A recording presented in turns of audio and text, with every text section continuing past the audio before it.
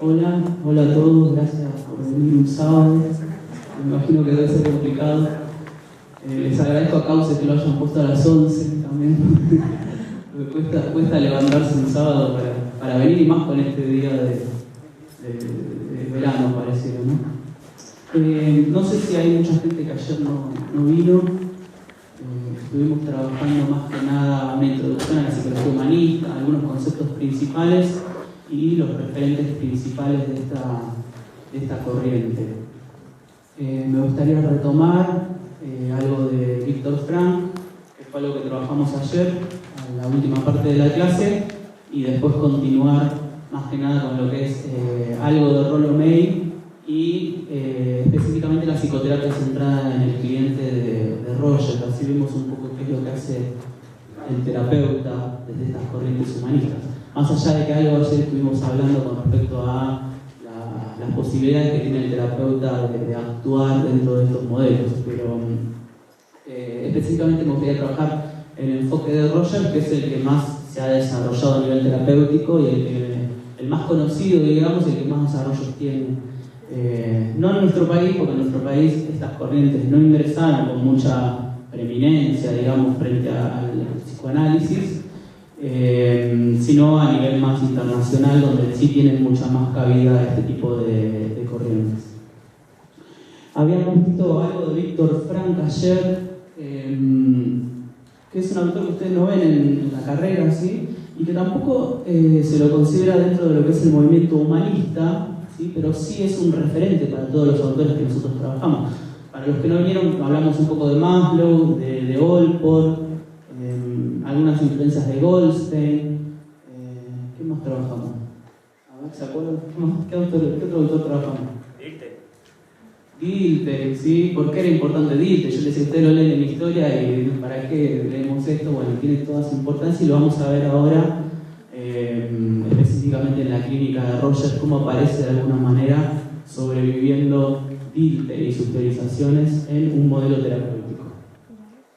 Y Viktor Frankl no era específicamente de la psicología humanista, pero sí es un referente para todos ellos. Incluso lo invitan a formar parte del movimiento humanista norteamericano, pero Viktor Frankl no acepta, eso creo que se lo dije ayer, diciendo que había tanta diversidad de corrientes dentro del mismo humanismo que él no estaba de acuerdo, porque lo que decía es que los humanistas, si bien se consideraban holistas, en el sentido de que no desechaban la mente ni el cuerpo, digamos, lo pensaban como una totalidad, les faltaba una tercera dimensión, ¿sí? Que es la que no trabajaban los psicólogos humanistas, que tenía que ver con la dimensión de lo espiritual, ¿sí? Y ahí metía toda la cuestión también de lo emocional. La idea de lo espiritual y la idea de trascendencia va a estar presente en la obra de Viktor Frankl. Por eso ustedes, si pasan por las librerías religiosas, no sé si vieron San Pablo, aparece Viktor Frankl en la... ¿no? Bueno, vos no, Vivian. Aparece Viktor Frankl y aparece un autor que se llama Bretones, no sé si lo escucharon hablar, que es alguien de acá de Mar del Plata, que era un sacerdote que luego dejó de ser sacerdote, creo que se casó con una mujer y que desarrolló mucho el tema de la logoterapia en Mar del Plata. Incluso en los años 60 Viktor Frankl viene a Mar del Plata, lo traen, pero no hay mucho registro de eso, ¿no? Pero estuvo acá en Mar del Plata y de alguna manera influyó en este ex sacerdote y debe tener como 80 y pico años ya. Yo la verdad que nunca lo conocí ni nada, pero he escuchado mucho de él y que tiene grupos de padres que han perdido sus hijos. Bueno, trabaja desde este modelo de la logoterapia. Paco Bretones, sí. ¿Vos lo conocés? Sí. Ah. Es grande, ¿no? Sí, es muy grande. Muy grande. Creo que lo vi, si no me equivoco. Creo que lo vi, si no me equivoco. Ah, creo que murió, ¿me entendés? No, está vivo. ¿Crees que lo vi? ¿Crees? Una ilusión. Para padres con hijos fallecidos. Claro, trabaja mucho con eso desde el modelo de la logoterapia, digamos. Sí, se trabaja, desde este modelo se trabaja mucho con los duelos. ¿Y por qué podríamos pensar que se trabaja mucho con los duelos? Justamente por esta mirada que tiene Viktor Frankl en relación al sentido de la vida, ¿no? Habíamos dicho que el lema de él, o el leitmotiv del cual él parte para desarrollar su teoría, tiene que ver justamente con esta frase de Nietzsche: quien puede soportar, ¿cómo era? La frase de Nietzsche. Quien tiene un porqué para vivir puede soportar cualquier cosa, dice. Quien tiene un motivo por el cual vivir, un sentido de la vida, decía Víctor Frank, puede soportar cualquier cosa, ¿no? Y es lo que uno hoy, que Jorge me preguntaba el día que se cambió de lugar, allá, tiene que ver con lo que hoy conocemos como resiliencia, ¿sí? Frente a situaciones adversas, uno puede salir fortalecido. ¿Y cómo uno puede salir fortalecido, va a decir Víctor Frank, cuando encuentra un sentido a eso? ¿Sí? Por eso le daba también un lugar a lo que era el sufrimiento. No el sufrimiento en el sentido de lo patológico, ¿sí? No en un sentido patológico, sino que justamente el sufrimiento te podía dar cuenta también de cuál era el sentido que tenía tu vida, ¿sí? Frente a esa imposibilidad de poder seguir y poder encontrarle algún significado a eso. Lo estoy diciendo medio rápido, pero porque lo trabajamos ayer, perdón para los que ayer no estuvieron. Igual les voy a dar a los chicos de Cauces el PowerPoint, que está bastante relleno de información para que ustedes tengan acceso, lo tengan, no sé si lo subirán a la página de ellos o en el mismo grupo de Facebook.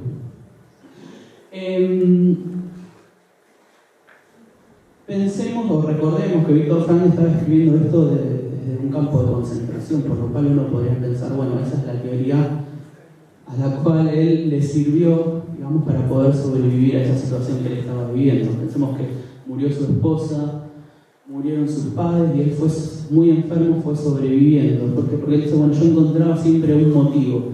Y aquellos presos que estaban conmigo, que no encontraban un motivo por el cual vivir, posiblemente morían rápidamente, ¿sí? Sin embargo, lo que hacían era trabajar mucho con sus compañeros de presos el tema del sentido y el tema de por qué estaban ahí, cuál era el significado de estar ahí. Acá es esta frase que a mí siempre como que me divierte porque le está dando el psicoanálisis.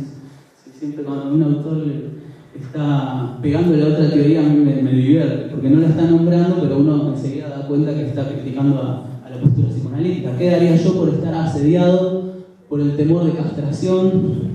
¿Sí? Ojalá tuviéramos la angustia de castración, dice Víctor Frank, y no por la ansiosa pregunta, la atormentadora duda de si mi vida había tenido en el momento de mi muerte un sentido. Acá aparece toda la recepción también del existencialismo, la idea de la muerte, ¿sí? Y la idea de buscarle un sentido a la vida. Nosotros vemos que, por ejemplo, los psicólogos humanistas norteamericanos, cuando recepcionan el existencialismo a Estados Unidos, lo recepcionan de una manera mucho más positiva, mucho más optimista. Esto de decir, bueno, somos libres, ¿no? El existencialismo decía, somos libres, paso a paso que damos, tenemos que estar eligiendo. Y esto en Maslow, esto en Rogers, de alguna manera se ve de una manera mucho más optimista. ¿Sí? Bueno, somos libres, qué bueno, somos libres, tenemos que elegir, ¿sí? Podemos llegar a ser una potencia, Estados Unidos puede llegar a una potencia. Sin embargo, en algunos autores, como por ejemplo Víctor Frank, esa recepción del existencialismo, Víctor Frank no era norteamericano, obviamente, esa recepción del existencialismo va de manera mucho más pura, en el sentido mucho más trágica. ¿Sí? Esta libertad implica una condena, como decía Sartre, y esa condena implica tener que tomar decisiones, y esa decisión da cuenta de que somos libres, pero esas decisiones y esa libertad implica sufrimiento también, implica ansiedad, y es algo que vamos a ver ahora con Rollo May. Ahí está lo que habíamos dicho ayer, ¿sí? El sufrimiento no siempre es patológico, es uno de los modos más preciados para encontrar el sentido. La actitud ante él posibilita aproximarse al significado de la vida, es decir, no solo el sufrimiento es lo que me permite poder conocer cuál es el sentido de mi vida, sino que además la actitud que yo tome frente a ese sufrimiento. Si ese sufrimiento me hace más fuerte o si ese sufrimiento me paraliza de alguna manera. Si no está en tus manos cambiar una situación que te produce dolor, siempre podrás escoger la actitud con que afrontes ese sufrimiento, ¿sí? Por eso decíamos que es similar a los conceptos también de que hoy se habla de resiliencia. El sentido de la vida no se inventa, se descubre en la vida misma, y ahí aparece la idea del humor, ¿sí? Lo que dice Víctor Frank es muchas veces el humor, el sentido del humor nos salva de situaciones trágicas, nos salva de situaciones complicadas. Ellos usaban mucho el sentido del humor en el campo de concentración, por ejemplo. Uno cuando lee el libro de El hombre en busca del sentido, o un psicólogo en un campo de concentración, lo pueden encontrar de las dos maneras, aparecen muchas secuencias que se están matando de risa, que están ironizando, que están imitando a a los guardias, ¿no? Y uno dice, ¿cómo se puede estar riendo en esa situación? Pero bueno, él dice, el humor es un arma, ¿sí? Con que el alma puede luchar por la supervivencia, para poder sobrevivir. Es bien sabido, dice, que en la existencia humana el humor puede proporcionar el distanciamiento necesario para sobreponerse a cualquier situación, aunque no sea más que por unos segundos, dice. El humor de alguna manera, decía, nos salva de estas situaciones trágicas. Así como veíamos el tema de la enfermedad en Maslow y qué peso le daba a la enfermedad, acá va a aparecer la idea de neurosis, pero va a decir que cada época, cada momento histórico tiene su neurosis, ¿sí? Su neurosis colectiva. Aparece la cuestión epocal, puesta acá, que hoy se habla mucho, está muy de moda hablar de patologías de época, o cuáles son las patologías, por ejemplo, cuáles son las patologías de época en este momento. A ver. ¿Cómo? PGD, trastorno generalizado del desarrollo. A ver, ¿qué otra cosa? Ataque de pánico. No, en un momento uno ponía la televisión y todos tenían panic attack. No todas las modelos, los artistas, todos tenían ataque de pánico. Trastorno de la alimentación, ¿no? Trastorno de la alimentación. Y son como modas, son épocas, ¿sí? Que va. Él dice, y que uno podría pensar, ¿hay neurosis nogenas? ¿Sí? Hay hoy actualmente, Frank lo estaba planteando en los años 40, 50. Y uno puede encontrar este tipo de neurosis hoy como patología de época también, ¿no? Es bastante actual en algunas cosas.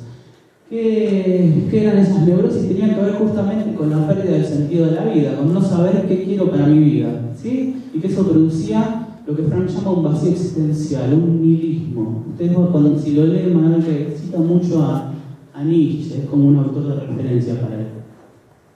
¿Y cuáles son las fuerzas que atentan contra la realización existencial? ¿Cuáles son las fuerzas que hacen que uno no pueda encontrar ese sentido de la vida? Dice, la deshumanización de las relaciones, el avance de los totalitarismos, pensemos que él estaba hablando después de la Segunda Guerra Mundial, ¿no? La maquinización de las actividades, dice, el enfermo se encuentra situado ante el vacío existencial y por ende limitado en su libertad. Está limitado en su libertad. ¿Por qué? Porque si yo caigo en un totalitarismo, ¿no? Y adhiero totalmente a un totalitarismo, ¿de qué me salvo de alguna manera? ¿Sí? ¿Cuál es la ganancia que yo tengo frente a eso? La decisión está en el otro, yo no tengo que tomar decisión, ¿no? Yo adhiero a esto, a un dogma, me aferro a eso, listo, está puesto todo. Yo no tengo que posicionarme en contra de eso, no tengo que tomar posición, ¿sí? Y eso es una, digamos, de las fuerzas que llevan a este vacío existencial, ¿no? Porque dejo de ser yo de alguna manera y paso a ser parte de la masa, ¿sí? Paso a formar parte de la masa y no tengo que tomar posición, no tengo que tomar decisiones, ¿sí? Porque lo hacen otros por mí. Y yo sigo paso a ser parte de la manada y sigo eso, ¿no? Eso es algo que va a enfermar, dice Frank. Por lo tanto, el enfermo se encuentra situado ante el vacío existencial y por ende limitado en su libertad, pierde el juicio, dice, pierde el sentido de los medios para alcanzar la autorrealización. Y acá aparece el punto de contacto con los psicólogos humanistas, ¿sí? El tema de la autorrealización, que en Viktor Frankl va a tener que ver con poder alcanzar, poder detectar de alguna manera cuál es el significado y el sentido que tienen nuestras vidas. Cuando uno puede alcanzar eso, uno se autorrealiza. Si el sentido es lo que buscamos, el sinsentido es un agujero, un hueco en tu vida, y en los momentos en que lo sientes, necesitas salir corriendo a llenarlo. Uno de los signos más conspicuos del vacío existencial en nuestra sociedad es el aburrimiento, ¿sí? El no saber qué hacer con nuestra vida, el estar aburrido, ¿sí? Eso lo hablamos un poquito ayer también. Al hombre se le puede arrebatar todo salvo una cosa, ¿sí? La última de las libertades humanas. ¿Cuál es la última de las libertades? Elegir la actitud personal para poder decidir nuestro propio camino. ¿Sí? Pensemos que está hablando del campo de concentración, o sea que a él no le quedó nada, ni siquiera familia. Y dice que la libertad es la característica del humano, pero la libertad implica responsabilidad, implica compromiso, tomar posición frente a los condicionamientos. Dice, somos seres responsables que deben responder a las cuestiones que la vida nos plantea. Y esto es algo que va a retomar mucho Rollo May en Estados Unidos, ¿sí? La logoterapia, entonces. ¿Recuerdan por qué se llamaba logoterapia? La terapia del sentido. La terapia del logo tenía que ver con sentido, ¿sí? La terapia del sentido, la búsqueda del sentido. Y les voy a leer rápidamente un fragmento donde él siempre lo da como ejemplo en todos sus libros, ¿sí? de un paciente de Viktor Frankl y cómo él de alguna manera interviene frente a esto. Dice: un doctor en medicina general me consultó sobre la fuerte depresión que padecía. Era incapaz de sobreponerse al dolor del fallecimiento de su esposa, con quien compartió un matrimonio excepcionalmente feliz. Su esposa había muerto 2 años atrás. ¿Cómo podía ayudarlo?, dice Viktor Frankl. ¿Qué le podía decir? Me abstuve de comentarle nada y en vez de ello le pregunté: ¿qué habría sucedido, doctor, si usted hubiera muerto primero y su esposa le hubiese sobrevivido? El paciente contesta: bueno, para ella habría sido terrible, sufriría muchísimo. Ante lo cual repliqué: lo ve, doctor, usted le ha ahorrado a ella todo ese sufrimiento, pero para conseguirlo ha tenido que llorar su muerte y sobrevivirla. No dijo nada, me tomó la mano y quedamente abandonó mi consulta. El sufrimiento deja de ser sufrimiento, en cierto modo, en cuanto encuentra un sentido, como suele ser el sacrificio. Claro está, dice que en este caso no se consumó una terapia en el sentido estricto de la expresión, pues la desesperación de aquel hombre no era patológica y yo no podía devolverle la vida a su esposa, pero sí acerté a modificar su actitud hacia su destino inevitable, de tal modo que a partir de entonces encontró un sentido a su sufrimiento. Esto es algo que, fíjense, tiene varias cuestiones, ¿no? En principio, no todos los pacientes, cuando vienen a la consulta, necesitan psicoterapia.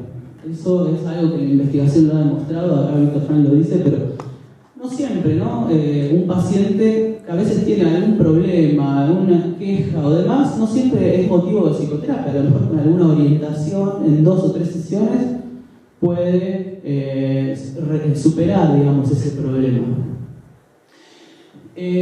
Siguiente, la psicoterapia lo que hace es atender siempre más al futuro que al pasado. No importa el pasado, ¿sí? No importa el pasado sucedió, más allá de qué hace que nosotros seamos como seamos, nuestra historia hace que nosotros seamos como seamos, y la manera en que nosotros podamos afrontar las cosas va a tener que ver también con nuestra historia, pero sin embargo uno puede modificar eso, ¿no? Y lo que uno se tiene que centrar es en el presente y en el futuro. Y eso lo van a plantear la mayoría de las psicoterapias de corte humanista, ¿sí? Centrarnos en el proyecto existencial de la persona. Ayer cuando analizábamos, recuerdan, al principio decíamos, bueno, una persona viene a la consulta y dice: tengo problemas con mi jefe, tengo problemas con mis compañeros de trabajo. Recuerdan que habíamos hecho como una mirada plural, en el sentido de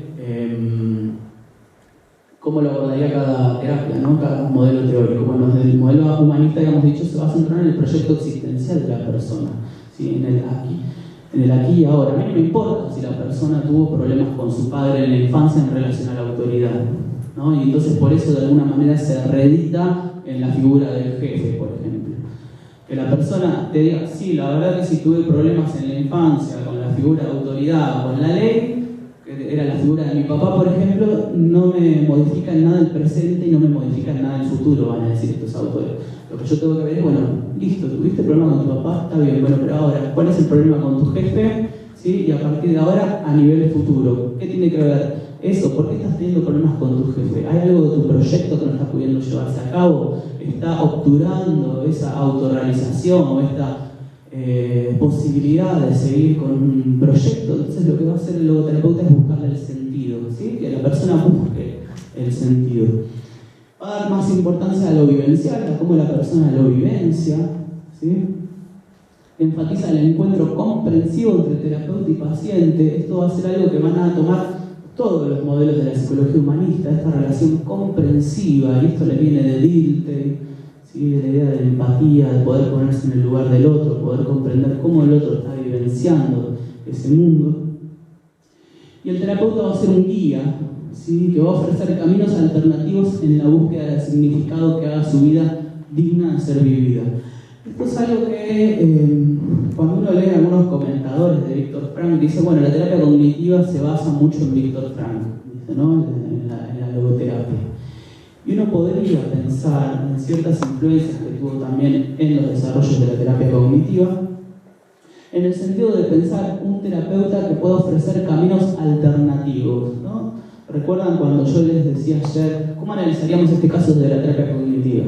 ¿No? La persona tiene ciertas rumiaciones, pensamientos automáticos, ¿sabes? Mi jefe no me quiere, mis amigos, mis compañeros de trabajo no me quieren, qué sé yo. Entonces, el terapeuta lo que hace es buscarle vías alternativas, que tendría que ver con interpretaciones alternativas, ¿sí? A esos conceptos que, como dice Raimi, un terapeuta cognitivo, son erróneos, de alguna manera, están distorsionando la realidad. Entonces yo digo, nadie me quiere, bueno, es un sesgo de generalización, no puede ser que nadie te quiera.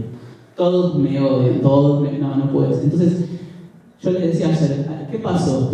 Mi jefe me miró mal, me trató mal, me habló mal. Bueno, pero ¿te miró mal a vos? ¿Te trató mal a vos o trató mal a todos? No, bueno, a todos. Entonces no es una cuestión personal con vos. Pensá que a lo mejor esa persona tuvo un mal día ese día, entonces ese día llegó a la oficina y ¿no? Le va buscando interpretaciones alternativas. Por eso también un autor que algunos manuales de historia, manuales de sistemas psicológicos lo ponen dentro de lo que es la psicología humanista es George Kelly. ¿Lo conocen a Kelly? ¿Lo han visto en el Sistemas 1 algunos?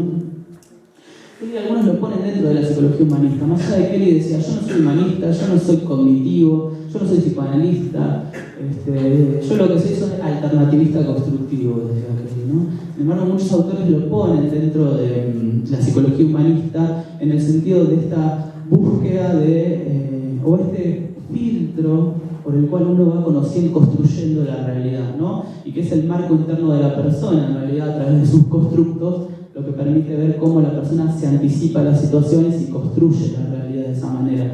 Por lo cual, uno podría pensar que todos los constructivistas, de alguna manera, en psicoterapia, son también humanistas, ¿no? Es como complicado, pero todos parten de alguna manera de la misma base filosófica que tiene que ver con el idealismo alemán y Kant y la idea de organización de la realidad. Comparten eso, más allá de que después en su psicoterapia sean distintos. En el caso de Kelly dice, no, yo no soy humanista porque yo no me centro tanto en lo emocional. Kelly, fíjense que es mucho más cognitivo en ese punto. Son los constructos, la realidad, yo me anticipo a las situaciones y busco sus réplicas y actúo como un científico en la vida. Construyo hipótesis todo el tiempo acerca de lo que va a suceder y trato de replicarlas en la realidad. Ahí la dimensión de lo emocional no está muy puesta en juego, es mucho más cognitivo en ese punto, ¿sí? Pero sin embargo encontramos entonces en la logoterapia algunos antecedentes de lo que va a ser luego la terapia cognitiva, ¿sí? Buscarle caminos alternativos al paciente, que hagan una interpretación mucho más acertada, mucho más, podríamos decir, que lo dicen los norteamericanos, adaptativa, ¿sí? Y no sería una adaptación pasiva, tipo conductista, sino una adaptación mucho más activa a la realidad. ¿Vamos bien hasta acá? ¿Sí? Bueno, capaz que para los que no vinieron ayer voy medio rápido. Ahí les puse un poema de Luis Bernal que lo estaba leyendo antes de ayer y digo, tiene que ver con en un momento cuando empecé a preparar esta charla, cada cosa que leía yo veía todo humanismo. ¿Vieron cuando pasa a ser figura algo? Que este poema lo había leído 20.000 veces, pero nunca había pensado en la logoterapia. Ahora que estaba preparando la clase, cada cosa que leía, las frases de Facebook que pone todo el mundo, ¿vieron esas frases? O todas eran humanistas, me parecía. Dice, si para recobrar lo recobrado debí perder primero lo perdido, si para conseguir lo conseguido tuve que soportar lo soportado, ahí está toda la cuestión del sufrimiento, Viktor Frankl. Si para estar ahora enamorado fue menester haber estar herido, tengo por bien sufrido lo sufrido, tengo por bien llorado lo llorado. Es decir, el sufrimiento no necesariamente es patológico, ¿sí? Sino que el sufrimiento de alguna manera te da una pauta, ¿sí? Para poder encontrar el sentido de la vida. Porque después de todo he comprobado que no se goza bien lo gozado, sino después de haberlo padecido. Esto nos da una esperanza a todos, ¿no? Cuando uno le va mal en algunas cosas, bueno, tiene que leer este poema. Dice, sí, está bien que me haya ido mal, está bien porque uno se autoconvence por lo menos. Después de todo he comprobado que no se goza bien de lo gozado, sino después de haberlo padecido, porque después de todo he comprendido por lo que el árbol tiene de florido vive de lo que tiene sepultado. Parece medio gaucho la cosa, pero de Martín Fierro pero me pareció que simbolizaba un poco qué es lo que está diciendo Viktor Frankl en El hombre en busca del sentido y qué modelo de hombre, cómo piensa el hombre y el sufrimiento, ¿sí? ¿Les gusta Viktor Frankl? ¿Les parece interesante? Es algo que no sé por qué, pero nunca se ve, creo que no se ve en ninguna carrera de psicología del país, es raro, pero no ha ingresado mucho a nivel académico estas posturas.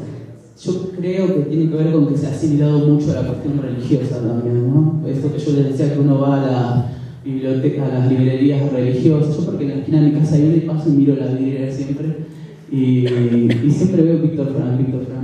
Y hay logoterapia para todo, logoterapia para la escuela, logoterapia para la iglesia, logoterapia para la resolución de conflictos parentales, para la pareja, ¿no? Y buscando, haciendo una búsqueda en internet, siempre se basan más o menos en lo mismo, es en la pérdida del sentido de la vida y poder encontrar el sentido de la vida. No sé si es reduccionista, no sé, la verdad, no sé si uno podría aplicar a todos los problemas que trae la persona en una consulta tiene una pérdida del sentido de la vida. Pero sin embargo, hay pacientes que uno puede encontrar que realmente vienen con problemas más del orden de lo existencial. Una de esas personas que tienen problemas, no saben muy qué, pero tienen problemas existenciales, ¿sí? No saben qué quieren de la vida, ¿no? Me parece que se da mucho en la adolescencia, en el pasaje de la adolescencia a la adultez pueden aparecer este tipo de cosas, pero no sé si uno podría aplicar, esta es una posición más personal, no sé si uno podría aplicar logoterapia para todo. No sé, me parece que es bastante restringido la cosa, ¿no? Lo mismo con el humanismo. Yo, si bien estoy dando una charla de humanismo, soy crítico a veces del humanismo, más allá de que mi formación no solo es humanista, sino también es cognitiva, hice formación sistémica, y bueno, la formación de la facultad nuestra que es más psicoanalítica, pero me parece que todas las posturas tienen como cierta, ¿cómo decirlo? Son bastante estrechas en algunas cosas y creo que no pueden responder a todo. A mí me preguntan, ¿cómo trabaja con psicosis, por ejemplo, o con fobias, este tipo de modelos? Y la verdad es que no sé. Con Gustavo Manso, que hoy no pudo venir, estuvimos haciendo búsquedas en relación a esto, y siempre saltaba cuando decía, psicosis desde la logoterapia, se trata de buscar el sentido de la vida, fobia para Rogers, por ejemplo, ¿no? Y aparecía lo mismo que hace con todo, en realidad, que ahora lo vamos a ver, utilizar solamente 3 actitudes del terapeuta para crear un clima cálido y que la persona pueda sí. Pero eso, más que un sesgo, ¿no vendría a ser como que limitación? Esta terapia apunta a otra cosa. No, es que, claro, yo, si me tuvieran que decir, ¿a qué apunta? Apunta a esto, diría yo, no a todo. Pero sin embargo, los mismos autores dicen, no, nosotros trabajamos todo. Entonces, esa es ¿no? Cuando vos lees, Viktor Frankl dice, la logoterapia sirve sobre todo para las neurosis estas existenciales. Sin embargo, uno con eso puede curar fobias, psicosis, y mete todo un abanico de patologías que vos decís, no sé si se puede, o por lo menos no encontré cómo, haciendo búsquedas no encuentro cómo, y nadie me lo supo explicar tampoco cómo, ¿no? Porque más allá de las investigaciones, yo porque me baso mucho en que hay investigación en psicoterapia, y eso también es una lectura mía que hace que yo lea estas cosas y diga, pero está investigado en psicoterapia que para tal trastorno, tal tratamiento es mucho más eficaz. No sé si está bien o está mal, pero me parece que con solo la escucha psicoanalítica y el análisis de la transferencia no podés trabajar todo tipo de patologías.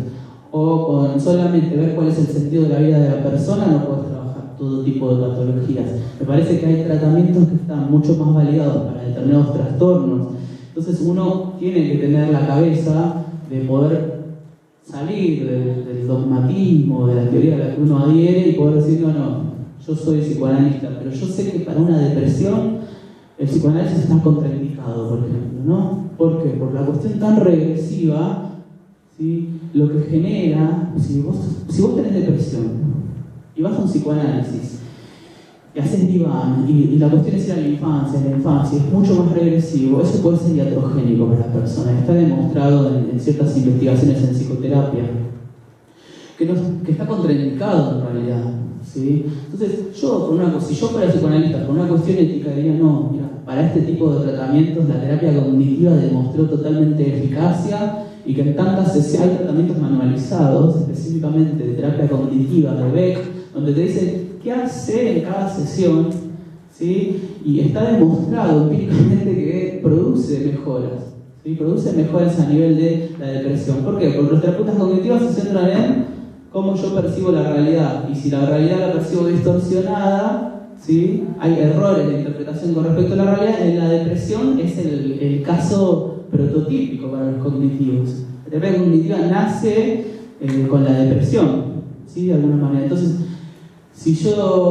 ¿qué dice Beck? Hay una triada cognitiva, pasado, presente, futuro, lo veo de manera negativa, ¿no? Entonces estoy depresivo, porque no encuentro, diría Víctor Frank, el sentido de la vida, en realidad, ¿no? No encuentro el sentido de la vida. Entonces lo que tengo que hacer es atacar esas distorsiones cognitivas mostrando alternativas distintas. Está todo pautado, que es lo que hay que hacer. Entonces yo como terapeuta, en realidad, más allá de que adhiera a un marco teórico, yo tengo que saber que determinadas patologías sí son buenas con determinada teoría, pero para otras no, ¿sí? Para otras teorías, a lo mejor, o modos de clínica, son más indicados otro tipo de tratamiento, ¿sí? Esto no sucede, es medio utópico lo que les estoy diciendo, ¿no? Porque, sí. Acá todavía no está bastante extendido, pero el tema de no aplicar el tratamiento adecuado es pasible de mala praxis. Sí, yo ahora estuve en el congreso CLASIC, el del avance de la ciencia psicológica. Estaba Patricia cuando habló, ¿cómo se llamaba el hombre este? No, el viejo. Zaforcada habló y dijo, así era como tipo Pino Solano, enojado así. Y dice, porque acá en Argentina, qué sé yo, no hay psicólogos, no hay psicólogos que puedan hablar 10 minutos de lo que es la mente, decía el tipo, ¿no? Y decía, porque lo que hacen los psicólogos en realidad son delitos de lesa humanidad. Dice, atenta contra los derechos humanos, decía el tipo. Yo decía, bueno, tampoco para tanto. Pero bueno, el tipo estaba muy enojado. Decía, porque si yo sé que un tratamiento está más validado para determinado tipo de trastorno y le sigo aplicando el que yo sé, es una violación a los derechos humanos de la persona, decía el tipo, ¿no? Y sí, en algún punto sí, parece muy petardista, muy violento lo que él lo decía, pero realmente cuando uno le da el consentimiento informado al paciente, uno debe dar el consentimiento informado cuando llega a la consulta, dentro de lo que es el consentimiento informado. Hoy la nueva ley de salud mental lo plantea como algo obligatorio. Uno le debe explicar cómo trabaja uno y cuáles son las distintas alternativas terapéuticas que hay, ¿no? Obviamente no sucede por una cuestión de negocio, me imagino, de mercado. Yo no les voy a decir, no, pero anda acá a la vuelta que hay un cognitivo que trabaja mejor que yo. No, por una cuestión de mercado no le voy a decir, pero por una cuestión ética, tanto que hablamos de ética y demás, mucha gente habla de ética, pero que después, por una cuestión ética, si yo sé que para la depresión está contraindicado el psicoanálisis, y la verdad voy a tratar de trabajar otro tipo de pacientes, ¿sí? Uno puede elegir eso. ¿Qué pasa con los pacientes que trabajan mucho, tienen depresión y trabajan mucho psicoanálisis? Se transforman en una distimia. ¿Sí? Se ha comprobado a nivel de la investigación que muchos pacientes que no resuelven o no atacan directamente esos pensamientos negativos y buscan alternativas como con la terapia cognitiva y hacen psicoanálisis y hacen mucho más una cuestión regrediente de pensar en la infancia y demás, terminan en distimia. ¿Saben lo que es distimia?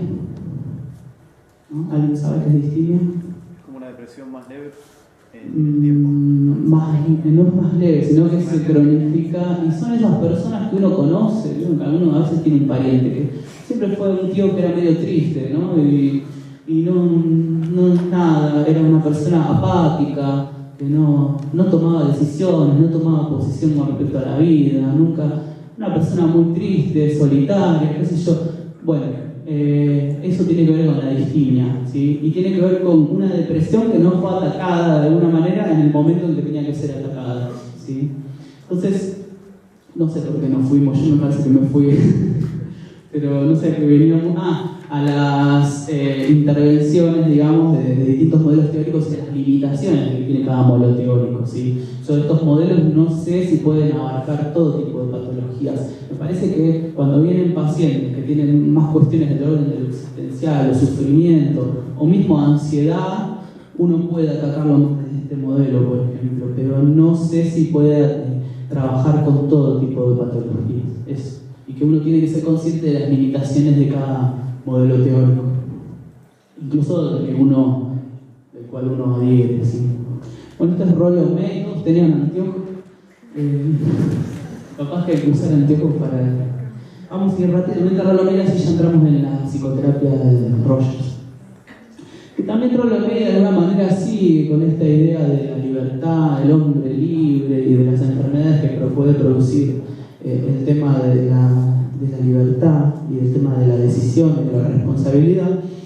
Y lo que él dice es que habla del dilema del hombre, tiene un libro que se llama incluso El dilema del hombre, dice que la paradoja de los seres humanos, y que es la que nos diferencia de otras especies, es que no solo somos sujetos, sino también somos objetos de la experiencia. Somos sujetos y objetos, y eso es una paradoja, dicen, ¿no? Somos objetos porque nos vemos afectados por las experiencias, pero sin embargo somos sujetos porque nosotros interpretamos esas experiencias, ¿sí? Le damos significación a esas experiencias. Eso es lo que dicen hoy los cognitivos también. Ven cómo de alguna manera se va recuperando eso. La realidad está ahí, nos afecta, pero sin embargo uno la interpreta, y a veces la puede interpretar de manera más adaptativa o la puede interpretar de manera más desadaptativa. Cuando uno filtra esa realidad de manera más desadaptativa es cuando aparecen los problemas. Eso es lo que dicen los cognitivos. El dilema del hombre justamente tiene que ver con eso, ¿no? Nos vemos afectados por los estímulos ambientales, pero esos estímulos son pura construcción nuestra, por lo tanto no solo somos objetos, sino que también somos sujetos, y eso es lo que nos diferencia de otras especies. Eso hace que nosotros tengamos que elegir todo el tiempo, ¿sí? Cuando interpretamos estamos eligiendo, y eso implica responsabilidad, que da lugar también a incertidumbre y ansiedad. Y el gran problema, dice Rollo May, él está hablando en los años 60 en Norteamérica, es la ansiedad. ¿Sí? Aparecen las primeras investigaciones sobre la ansiedad. Las personas viven ansiosas. ¿Sí? Es un gran problema. Tiene muchos textos sobre la ansiedad como problema moderno. Y él dice, sin embargo, la ansiedad es normal en algún punto, ¿no? Uno tiene que tener cierta cuota de ansiedad. Imagínense si viviéramos totalmente de manera sin ansiedad, no haríamos nada. Piensen en un examen final que ustedes tengan que dar. ¿Qué pasa si no tienen ansiedad? El mismo Roger habla de eso, de que prefiere vivir en el lío, digamos. Que yo prefiero vivir, eso estaba en Facebook también, lo leí. Prefiero vivir una vida así. ¿Por qué? Porque ellos son modelos que no buscan la reducción de tensión, sino que buscan la tensión. Son activos, buscan el desequilibrio, porque eso les da creatividad y les permite crecer, les permite desarrollarse. Ansiedad, piensen en si usted tiene que dar un examen final, ¿no? Y no sienten nada de ansiedad, están como... ¿Qué piensan con respecto a eso? ¿Está bien? ¿Está mal? Que no te importa. No, pero tienen que ir a rendir, están yendo en el colectivo. Yo me acuerdo que me subí a un colectivo 8 de la mañana que tenía que rendir un final y decía, ¿qué estoy haciendo? ¿A dónde estoy yendo? No tendría que haber venido. Estoy loco. Pero ¿qué pasa? Uno tiene ansiedad, ¿no? Y esa ansiedad es normal, te ayuda de alguna manera a estar activo. Si uno va muy pancho, dice, algo le estoy fallando acá, ¿no? Parece que no me tendría que... Soy demasiado tranquilo, parece que no me tendría que presentar. La ansiedad te activa de alguna manera. Esa ansiedad, dice Rollo May, es buena. La ansiedad normal es buena. ¿Sí? ¿Por qué? Porque me permite crecer, me permite estar activo, me permite desarrollarme, me permite incluso la creatividad. El problema es la ansiedad neurótica, dice.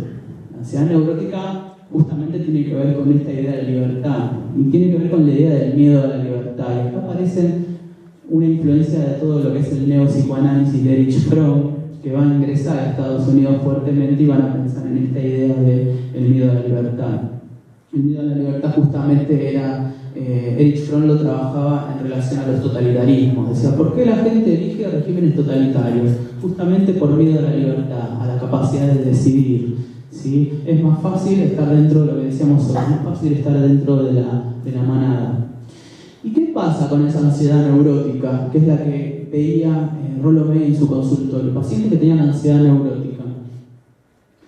Eran personas que se adaptaban a la tradición, se adaptaban a los dogmas, se adaptaban a las expectativas ajenas, y acá aparece otra vez la idea de vivir la vida de los otros, pensar como piensan los otros, ¿sí? Y hacer lo que el otro espera que yo haga, aunque yo no esté de acuerdo, lo hago porque tengo que hacerlo, ¿sí? Y uno deja de ser él mismo, deja de ser auténtico. Y eso imposibilita también hacer elecciones personales. Por lo tanto, los neuróticos, dice, se cierran, se aíslan, ¿sí? Aceptan como propios valores ajenos, en lugar de asumir aquellos a los que llegan de manera personal. Por lo tal, esto derivaba en culpa, en apatía y en desesperación, ¿no? Por lo tanto, lo que muestra de alguna manera Rollo May es que una cuota de ansiedad es buena, siempre, ¿sí? El tema es el equilibrio, encontrar el equilibrio o la cantidad, ¿sí? Cuando tu vida está afectada en todas las áreas de tu vida, uno como terapeuta valora eso, bueno, te produce ansiedad dar exámenes final, pero el problema es que esa ansiedad después te empiece a afectar en todas las áreas de tu vida, ¿sí? Tengo ansiedad en el trabajo, tengo ansiedad con mi pareja, tengo ansiedad con mi familia, tengo ansiedad con mis hijos, bueno, sos ansioso neurótico, uno me dice, sos un ansioso neurótico. ¿Por qué? Porque uno tiene miedo de meter la pata, ¿no? Eso es lo que te puede contar un paciente. El paciente no te va a decir, tengo ansiedad neurótica por una incapacidad de elección a lo cual he proyectado valores ajenos. No, ojalá te lo dijera, entonces ya uno... Y la obra social tampoco te va a pedir el diagnóstico ese. ¿Qué pasa con las obras sociales? Un tema que podemos hablar también es qué pasa con las obras sociales, qué pasa con el diagnóstico, qué pasa con estos modelos. Estos modelos se niegan a rotular tipo DSM-4, ¿sí? Ahora el 5, se niegan, porque tienen que ver con la enfermedad de alguna manera, tiene que ver con la experiencia del sujeto. Ahora, si yo soy humanista, ¿no? Y tengo que sobrevivir, y me anoto en las obras sociales, ¿qué hago cuando me piden un diagnóstico? ¿Qué hago? Invento.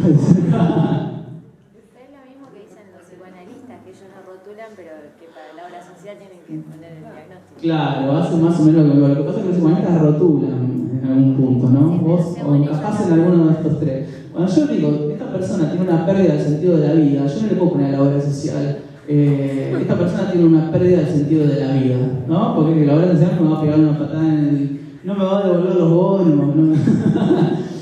¿No? Entonces lo que hacen generalmente estos psicólogos es tomar toman el DSM o van a poner depresión, ansiedad, pues nada más, ¿sí? Pero no tratan de no usar el rótulo y tratan de no decirle a la persona, además, ponerle un rótulo a la persona, porque eso de alguna manera condiciona a la persona, ¿no? Entonces viene una persona después y dice, tengo ansiedad, tengo depresión, está contenta porque ya le puso un nombre, un significado a eso lo cual está padeciendo. Bien, entonces la autoalienación, es decir, del yo, va a decir Rollo May, se deriva en culpa, apatía y desesperación. ¿Qué hay? Dos alternativas, dice Rollo May. Ejercer la libertad, ¿sí? Tener que tomar decisiones, paso a paso que damos, aunque nos cueste, tenemos que tomar decisiones todo el tiempo, ¿sí? Y eso va a implicar una ansiedad normal, digamos, ¿sí? Todo el tiempo va a haber ansiedad, pero esa ansiedad tiene que ser en alguna cuota normal y tiene que permitirnos el crecimiento. Pero el problema, dice, sería no ejercitar la libertad, lo cual se convertiría en una ansiedad neurótica, dice, y eso nos traería culpa, nos traería apatía, imposibilidad de tomar decisiones.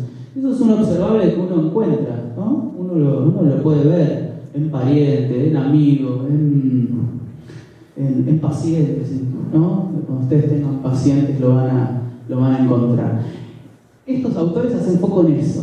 Otros autores van a decir, bueno, la ansiedad es una sintomatología de otra cosa en realidad, ¿sí? Otra cosa de fondo. Los autores van a decir, bueno, acá veo ansiedad, vamos a trabajar sobre eso. Vamos a pasar, esto es básicamente la teoría de Rollo May en relación a la ansiedad, que es lo que él más trabajó, ¿sí?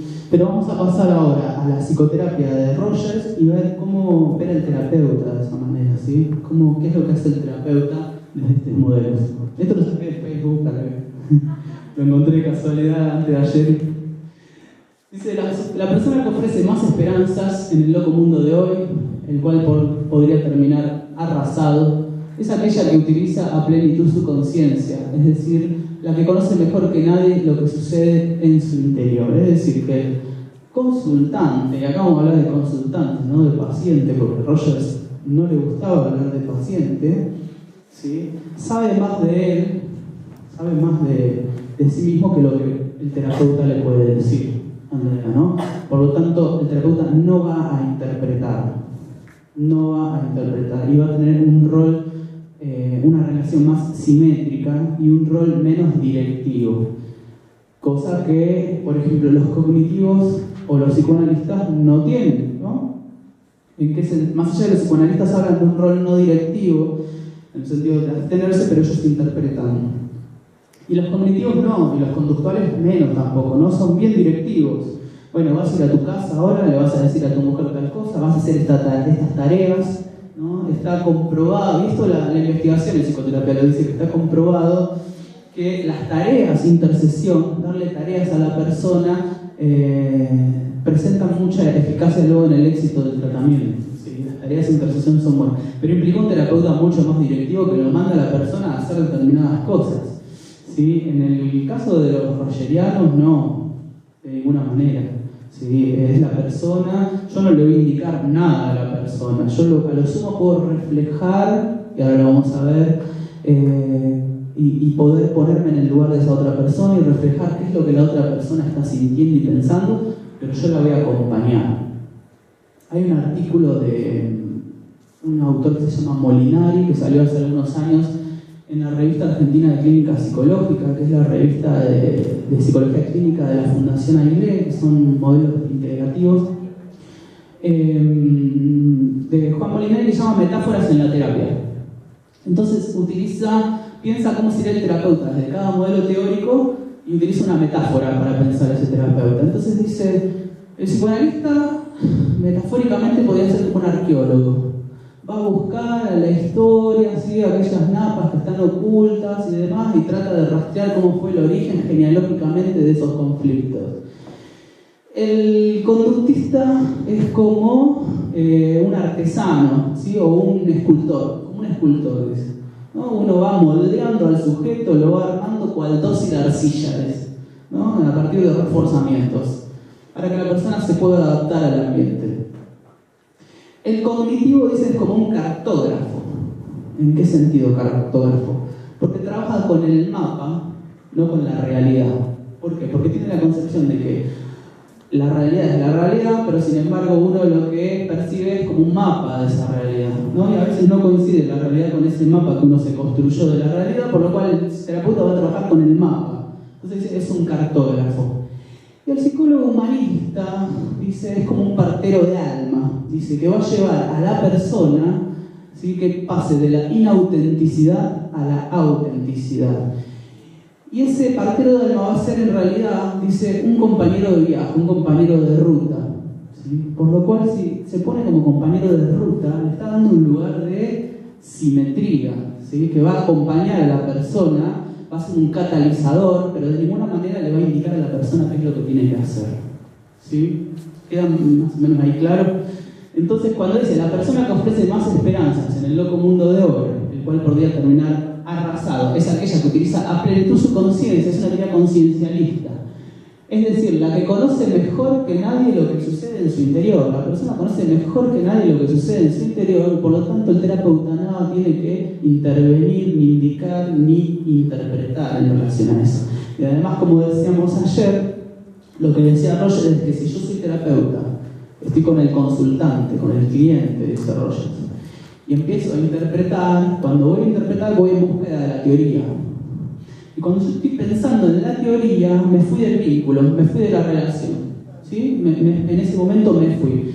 Y lo que hace el terapeuta de este modelo no es asistir, esa es otra diferencia que marca Rogers, sino que lo que hace el terapeuta es estar presente en ese vínculo, en esa relación. Y como habíamos dicho ayer también, el tema de la relación o la alianza, lo que hoy se llama alianza terapéutica, ¿sí? Es fundamental, es la condición necesaria y suficiente en todo tratamiento desde esta técnica humanista, ¿sí? la relación va a ser primordial. Y hoy las investigaciones en psicoterapia dicen que la alianza terapéutica, el vínculo que se establezca entre el consultante y el terapeuta, es uno de los mayores predictores de éxito del tratamiento, independientemente de la teoría a la cual adhiera ese terapeuta. Si yo tengo un buen vínculo, una buena relación, seguramente va a ser un exitoso desde qué marco teórico trabaje. Eso dicen las investigaciones. Algunos autores dicen que no están así. Investigaciones dicen que el mayor porcentaje tiene que ver con el vínculo y con la alianza que se establece, ¿sí? Y que va a ser particular, ¿sí? Rogers va a decir que el encuentro entre esas dos personas de manera simétrica va a ser particular, va a ser único y va a ser irrepetible, y no va a haber dos encuentros iguales, ni el terapeuta va a tener el mismo encuentro con otra persona, ¿no? Entonces ustedes piensan cuando a un amigo les recomienda un terapeuta, pero anda este terapeuta que es excelente, ¿sí? A mí me salvó la vida, y uno va y le parece las posturas más libertarias como la psicología humanista. Si yo desde el psicoanálisis tengo una postura determinista, diría que en la transferencia entre paciente y psicoanalista se produce una reactualización de los vínculos pretéritos con mis padres, y lo actualizo a nivel inconsciente en la figura del terapeuta. Estos autores, cuando hablan de vínculo o de alianza, es un vínculo mucho más consciente, ¿sí? Y no es que se reactualizan vínculos pretéritos de la infancia, ni yo fantaseo en la figura del terapeuta cuestiones que tuvieron que ver con mi padre o mi madre, sino que justamente tiene que ver con algo actual, algo que se produce y que todo el tiempo va cambiando. Por lo tanto, si bien uno puede decir, bueno, el primero que pensó en esta relación entre terapeuta y paciente fue Freud, cuando empezó a trabajar el tema de la transferencia y que planteó la importancia de ese vínculo, uno puede decir, bueno, ¿es importante el vínculo? Bueno, lo dijo Freud cuando hablaba de transferencia. No es lo mismo que hablar de alianza. La alianza es como un contrato y que es mucho más consciente en ese punto. Y yo no reactualizo nada de mi vida sexual infantil ni de mis figuras parentales en la figura del terapeuta, ¿no? Eso sería la transferencia. La alianza es otra cosa. ¿Sí? ¿Más o menos? Una pregunta. Sí. Igual un poco Roger no hace eso. Me acuerdo de que cuando ustedes nos habían dado una entrevista y se producía una transferencia en el Sí. del paciente. Capaz no era la intención de Roger. Bien, pero no es de carácter sexual ni de nada de eso. Sí, sí. Pero sí se produce un vínculo. Es imprescindible el vínculo y si quieren llamarle transferencia, digan, él no habla de transferencia, pero se transfiere algo en la figura del terapeuta y el terapeuta transfiere algo en la figura del consultante, pero de ninguna manera tiene que ver con la explicación que da el psicoanálisis, ¿sí? Tiene que ver, ellos lo llaman vínculo o relación. Y además es simétrica en este punto. Para el psicoanálisis es totalmente asimétrica.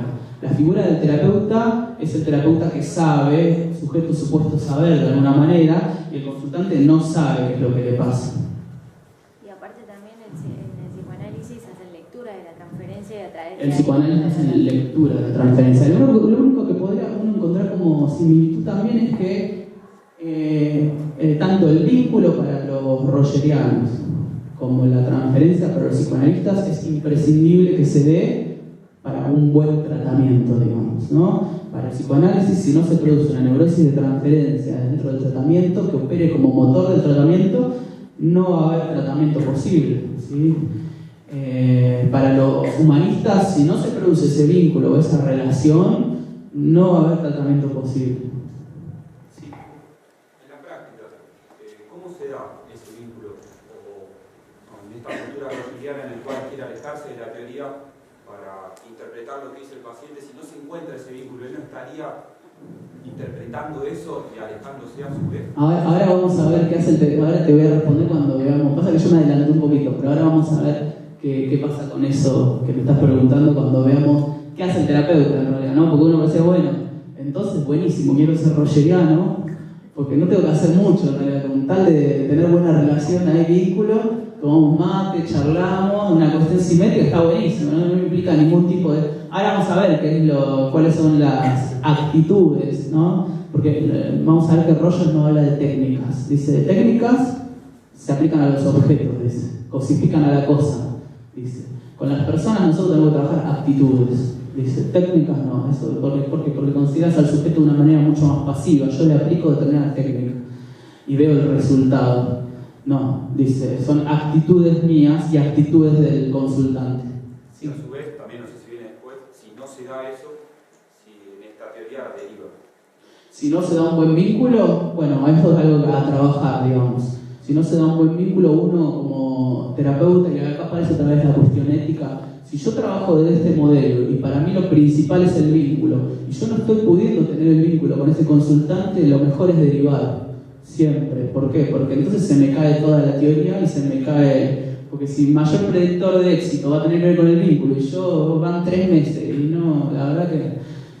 Sí, lo que los psicoanalistas trabajan tiene que ver con la contratransferencia, que es lo que a ellos les pasa con respecto al consultante, y de alguna manera entonces trabajan con su análisis personal y trabajan con supervisiones todo el tiempo. Rogeriano también trabaja con análisis personal, trabaja con supervisión, también supervisa con otro psicólogo con respecto a los casos, pero si ve que no está pudiendo, ¿sí?, establecer un buen vínculo, tiene que derivar, eso siempre.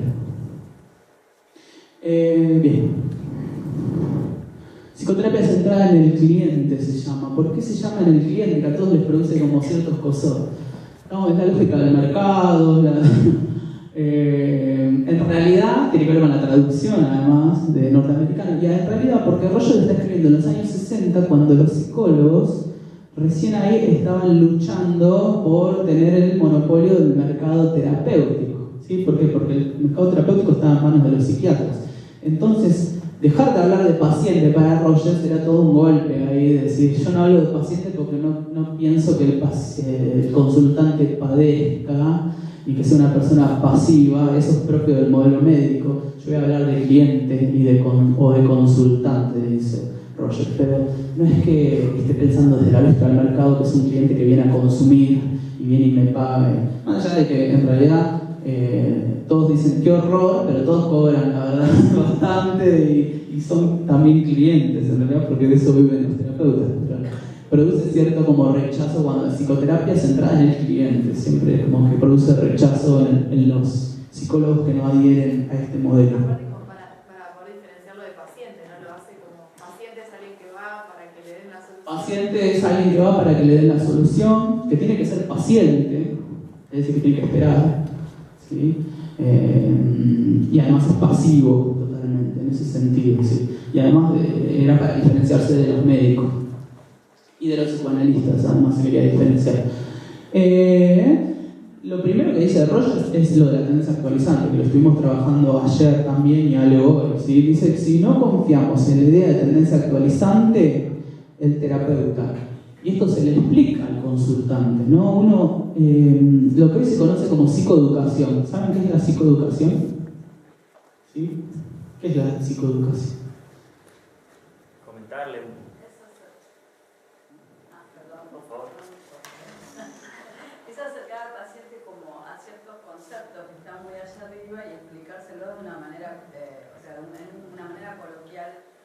Claro. Lo que dicen los psicoanalistas es que cuando uno hace psicoeducación está generando racionalizaciones, ¿no? Entonces la persona se pone más en defensa, digamos, ¿no? Porque aprende los conceptos, ¿sí? Entonces si no, yo tengo esto porque en realidad hay bla, bla, bla, ¿no? Y se torna mucho más defensivo y más resistente al tratamiento. Otro tipo de terapias hablan de psicoeducación y dicen que es muy importante hacer psicoeducación y explicarle al paciente qué es lo que tiene, cuáles son las sintomatologías, qué implica eso, ¿sí? ¿Por qué? Porque naturalmente, y hoy además las personas, qué sé yo, uno se siente mal y ¿qué hace? ¿Qué es lo primero que hace? Lo googlea, ¿no? Entonces se busca los síntomas, tengo esto, lo otro, y salta en internet, respuesta a Yahoo, y le dice, usted tiene trastorno, y uno ahí se empieza a maquinar, me voy a morir, tengo esto, lo otro, qué sé yo. Bueno, entonces, qué mejor que el terapeuta le explique a la persona antes de que... una de las intervenciones que uno puede hacer como terapeuta, esto estoy hablando ya desde modelo cognitivo, integrativo, es decirle, bueno, tenés un trastorno de ansiedad, bueno, para la semana que viene buscar en internet qué es un trastorno de ansiedad y tráemelo. Entonces la persona va, busca, qué sé yo, trae impreso, le dice, bueno, a ver, ¿qué viste de que es un trastorno de ansiedad? Y no, dice que produce tal cosa, tal otra, que tiene que ver con que en mi infancia, puede aparecer cualquier cosa en internet, en mi infancia mi papá era muy malo y me pegaba, entonces yo ahora como soy padre, tengo miedo de hacer lo mismo con mi hijo, entonces me da ansiedad y me siento mal, qué sé yo, bueno, no. Y ahí uno como terapeuta tiene que explicarle cómo es el circuito de la ansiedad, qué es lo que produce y demás, ¿sí? Y uno tiene que poder traducirlo a términos sencillos, a términos adecuados, ¿sí? Entonces, desde los terapeutas rogerianos le tienen que explicar a la persona qué es la tendencia actualizante en principio.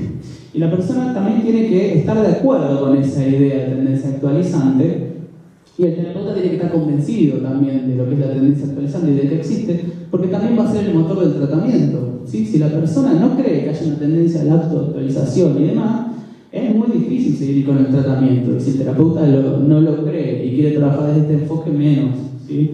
Entonces, Roger decía, los seres humanos tenemos una tendencia innata a actualizar nuestras potencialidades, es constructiva, es moviente, comparte con el resto de las formas vivas, es superior y al mismo tiempo está por detrás de las necesidades, es decir, que esa tendencia hacia el autodesarrollo, que es lo que más lo llamaba naturaleza interior, ¿sí? Que es como esa voz interna, que no es la voz de los psicóticos que te dice, ahora vas a matar a tu hermana. No, es una voz interna que te dice qué es lo que vos vas necesitando, ¿sí? Que el mismo organismo es sabio, ¿sí? Y esto lo toman de Goldstein, lo que vimos ayer. El mismo organismo es sabio y sabe qué es lo que va necesitando. Desde el nacimiento, dice Rogers, el organismo se orienta en dirección al mantenimiento de la vida. Es decir, tendemos hacia la vida, tendemos hacia lo saludable, no hacia lo patológico, por lo cual no podemos hablar de una pulsión destructiva o una pulsión de muerte. Por ende se comporta como una totalidad, como una gestal que no es la suma de sus partes. Es decir, cuando yo siento, cuando yo necesito algo, todo mi cuerpo, toda mi mente está en pos de eso. No es que una sola parte necesita algo y la otra parte necesita otra. No, somos una totalidad, somos una gestal en ese sentido. Y esto hay que explicárselo al consultante en las primeras sesiones. Cuando yo les decía que el terapeuta no puede ser directivo, no le puede estar indicando al paciente tenés que hacer esto, tenés que hacer lo otro. Sin embargo, en las primeras entrevistas el terapeuta va a ser más directivo que en las siguientes, ¿sí? ¿Por qué? Porque hay cosas que vos tenés que saber con respecto a la persona que viene a consultarte con determinado problema. Es decir, obviamente yo voy a indagar un montón de cosas, ¿sí? Y en ese punto voy a ser mucho más activo como terapeuta que luego a lo largo del tratamiento. Pero eso se lo voy a explicar. ¿Por qué? Porque uno además cuando hace psicoeducación le explica cómo uno trabaja, ¿sí? Entonces lo que uno tiene que decir es, esto es un trabajo que vamos a realizar los dos, o sea que lo estás implicando, ¿sí? Lo estás comprometiendo. Imagínense si tienen miedo a ansiedad a tomar decisiones y demás, lo estás comprometiendo a que va a tener que hacer cosas, ¿sí? Trabajar, y que vos lo vas a acompañar en ese proceso. Eso hay que explicárselo, tiene que ver con el consentimiento y tiene que ver con la manera en que uno trabaja. Sin embargo, la primera o la segunda entrevista, uno como terapeuta no va a estar acompañando el proceso. ¿Por qué? Porque va a ser mucho más directivo. Y uno va a ser mucho más directivo porque lo que uno tiene que hacer es indagar determinados datos de la persona, ¿sí? A ver por qué vino, cuál es el problema, desde hace cuánto le sucede ese problema. Si te dice hace 20 años, va a ser más complicado que si te dice hace 3 meses, ¿no? ¿Por qué? Porque la evolución de la demanda, cuanto más tarda la persona en consultar, más rígida está la persona en la motivación del cambio. Una de las cosas que uno tiene que indagar también es la motivación al cambio que tiene la persona. Es imprescindible que la persona esté motivada para cambiar algo de sí. Imagínense que me llaman por teléfono. Me dicen, necesito un tour. Bien, ¿por qué motivo? No, me está pasando, no sé, me estoy peleando con mi mujer, qué sé yo, y mi mujer me dijo que si no voy al terapeuta nos separamos. Bien. Entonces, bueno, lo está mandando la mujer. Bueno, ya eso te da un indicador. Ya la pre-entrevista por teléfono te da muchísimos datos. Más si llama a la mujer. Acá lo tengo a mi marido que tiene que hacerte. O si el tipo te llama a la mamá.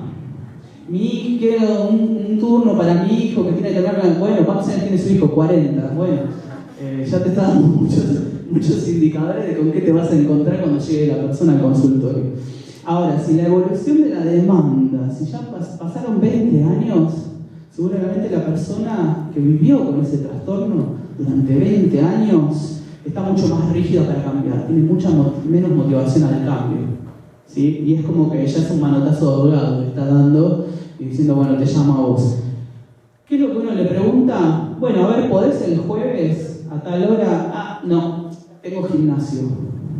Bueno, después, a la hora siguiente, no, tengo que ir a buscar a los chicos al colegio. Bueno, y el viernes podés, no, porque tengo pedicuro, qué sé yo. Y el sábado, no, pues justo voy a... Entonces va a decir, bueno, este tipo, menos motivación al cambio, digamos, menos compromiso. Eso te da un indicador, ¿sí? De qué es lo que... Uno ya uno tiene que ir registrando todo eso porque uno va a saber con quién se va a encontrar después cuando aparezca la persona y qué motivación al cambio, al autodesarrollo, digamos, va a tener la persona en el compromiso del tratamiento. Ahora, si la evolución de la demanda fue durante 20 años y no vino a consultar, seguramente, y esto lo dicen los cognitivos, los humanistas también lo pueden evaluar, pero específicamente lo dicen los cognitivos, van a ser mucho más resistentes a cualquier intervención que uno haga o a cualquier comentario que uno le haga. ¿Sí? Es lo que se llama reactancia alta. ¿Sí? ¿Por qué? Porque ya aprendieron a vivir así, aprendieron a vivir tristes. Ya que estábamos hablando de distinción, ya aprendieron a vivir así. Entonces cada cosa que uno le comente o intervenga va a decir, no, pero en realidad eso no es así. Y seguramente te va a discutir muchas de las cosas que vos digas porque tiene una reactancia, una resistencia muy grande al cambio. Una de las cosas que, si la evolución en la demanda son 3 meses, hace 3 meses que tiene un problema, posiblemente sea más permeable a poder discutir o a poder charlar el problema que tenga y a poder modificarlo. Pero puede ser que las personas que tengan este problema durante 20 años no estén conscientes de que sea algo que puedan arreglar, por eso es la resistencia al cambio. Sí, pero vos tenés que, desde esta teoría, y uno siempre tiene que pensar en la potencialidad del ser humano que tiende hacia la salud, aunque la persona ya haya dejado de escuchar esa voz interna, es que si te consultó, es porque alguna expectativa, por más mínima que sea, tiene del cambio, ¿sí? Porque si no directamente ni aparece por el consultorio. Claro, yo decía por esas personas que llaman. Ahora, llama a la mujer, lo manda, ¿no? Lo manda a la mujer. Entonces, ¿qué tiene que hacer uno ahí como terapeuta? A eso me refería. Claro, ahí está. ¿Qué tiene que hacer uno como terapeuta ahí? No, vengo porque si no mi mujer me pega una patada en el traste. Me dijo, si no haces terapia, bueno, ¿y por qué pensás? ¿No? Que la mujer te quiere. No, o sea, lo que uno va a hacer es tallar la demanda, de alguna manera, ¿no? Uno va a hacer es tallar la demanda, es decir, bueno, ¿qué de vos está puesto acá? Digamos, ¿no? Si no hay nada puesto tuyo, no, todos me odian, nadie me quiere. Bueno, pero ¿qué pasa? ¿Qué es lo que vos haces para que nadie te odie y nadie te quiera? ¿No? Y uno lo que va haciendo es, en las primeras entrevistas, es tallar la demanda, que la demanda pase a ser propia y no de los demás que te mandaron a hacer terapia, sino que algo tuyo esté puesto en juego y algo tuyo quiera cambiar. ¿Por qué? Porque nosotros tenemos la confianza de que hay una tendencia actualizante que va a tender hacia la reparación y que va a tender hacia el cambio. Por lo tanto, la persona a lo mejor introyectó tanto lo de afuera que está hablando como los otros. Entonces, no, mi mujer me mandó porque yo, mis compañeros de trabajo me tratan mal, mi jefe no sé qué, bueno, ¿y vos? ¿Qué hay de todo eso puesto en vos, digamos? ¿Cómo lo percibís vos? ¿Cómo lo ves vos? ¿Por qué estás acá? ¿Querés cambiar algo vos? Porque si querés que cambien todos los demás, estamos en el horno. ¿Sí? Yo no puedo hacer que tu mujer vuelva con vos y se separaron. Yo no puedo hacer que tus compañeros de trabajo te empiecen a tratar bien. Lo que tenés que cambiar es la actitud vos, digamos, ¿no? Recuerden lo de Víctor Frank recién. El sufrimiento es el sufrimiento, ¿no? Puede ser patológico o puede no ser patológico. ¿Y de qué va a depender que sea patológico o no sea patológico? De la actitud que tome la persona frente a eso, ¿sí? Y acá aparecemos nuevamente a cómo la persona filtra esa realidad y cómo vivencia esa realidad. Y yo como terapeuta, desde el enfoque humanista, desde el enfoque rogeriano, voy a tratar de pensar cómo esa persona está vivenciando esa realidad. ¿Sí? Y voy a tratar de hacer, como decíamos ayer, epogeo, ¿no? Suspender todos mis prejuicios, ¿no? Si en vez de decir, llamó a la mamá, es un pelotudo, ¿no? Es lo primero que a uno se le ocurriría. Un pelotudo de 40 años llamó a la mamá, uno tiene que suspender todos esos prejuicios, ¿no? Y poder decir, bueno, a ver qué pasa, poder vivenciar el mundo como lo está vivenciando esa persona y poder ponerse en el lugar de esa persona. Sigamos con esto de Roger y ya nos adelantamos igual a cuestiones de terapia que me parece que son las que más les gustan a ustedes. Dice, el psiquismo humano, y esto es importante para ver cómo nos enfermamos, en su dirección al desarrollo, dice, posee la capacidad de informarse autorregulativamente sobre su propio funcionamiento y procesar esta información para decidir la continuación o no de esa dirección. Este poder de recibir y escoger información se denomina experiencia organísmica. Es esa naturaleza interior que me va diciendo a mí qué es lo que voy necesitando, decíamos hoy. Bueno, tiene que ver con eso, ¿sí? Tiene que ver con la experiencia que yo voy viviendo a lo largo de la vida y que yo le voy poniendo significado a esa experiencia. Todo cuanto ocurra dentro del organismo, en un sentido físico o psíquico, dice, recibirá el nombre de experiencia. No siempre consciente, porque no siempre es consciente todo lo que uno va vivenciando, sino que puede ser susceptible de conciencia, ¿sí? Puede estar no consciente en un momento, puede pasar a fondo, pero luego puede llegar a ser figura.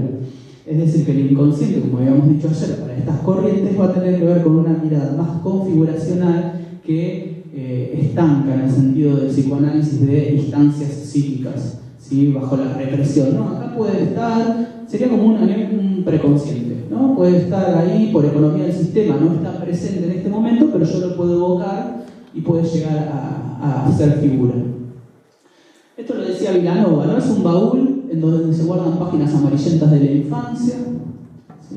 O pulsiones arquetípicas que atesoran la experiencia de la especie, a mí le está pegando a Freud y a Jung, ¿sí? Sino que son informes actuales de la conciencia, del aquí y del ahora. Por eso se trabaja mucho, ¿qué es lo que vos estás sintiendo en este momento?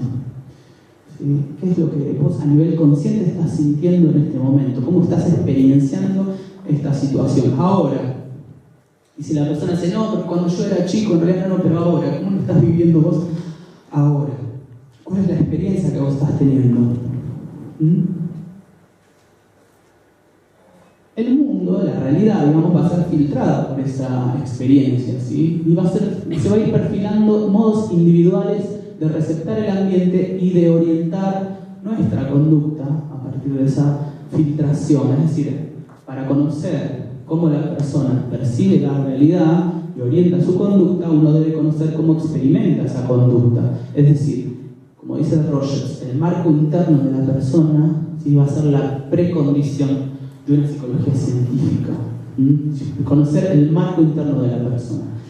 Ahora, dentro de lo que es esa experiencia organísmica, se va a aparecer una diferenciación que va a tener que ver con el yo o el sí mismo. Que no va a ser el yo del psicoanálisis, ¿sí? Sino que va a ser el conjunto de opiniones que tiene el paciente con respecto a sí mismo. Cómo el paciente se ve a sí mismo, cómo es, cómo se conduce con los demás, cómo estos lo perciben y cómo se percibe el paciente mismo en esas relaciones. Es decir, la teoría que uno se arma en relación a lo que uno es, ¿no? Cada uno de nosotros tiene un yo, un sí mismo que tiene que ver con cómo uno es. Y uno se arma un relato con respecto a eso. ¿Cómo soy?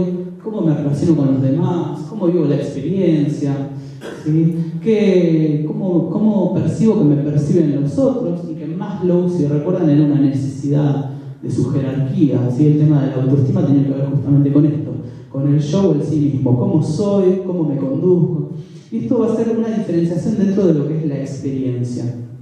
El gran problema es cuando no coincide la experiencia con la identidad que tengo yo de mí mismo. Y ahora vamos a ver que eso es la patología y eso es lo que se tiene que trabajar en el tratamiento. Cuando no coincide la experiencia con el concepto que yo tengo de mí mismo. Esto de trabajar el yo o el sí mismo, ¿sí?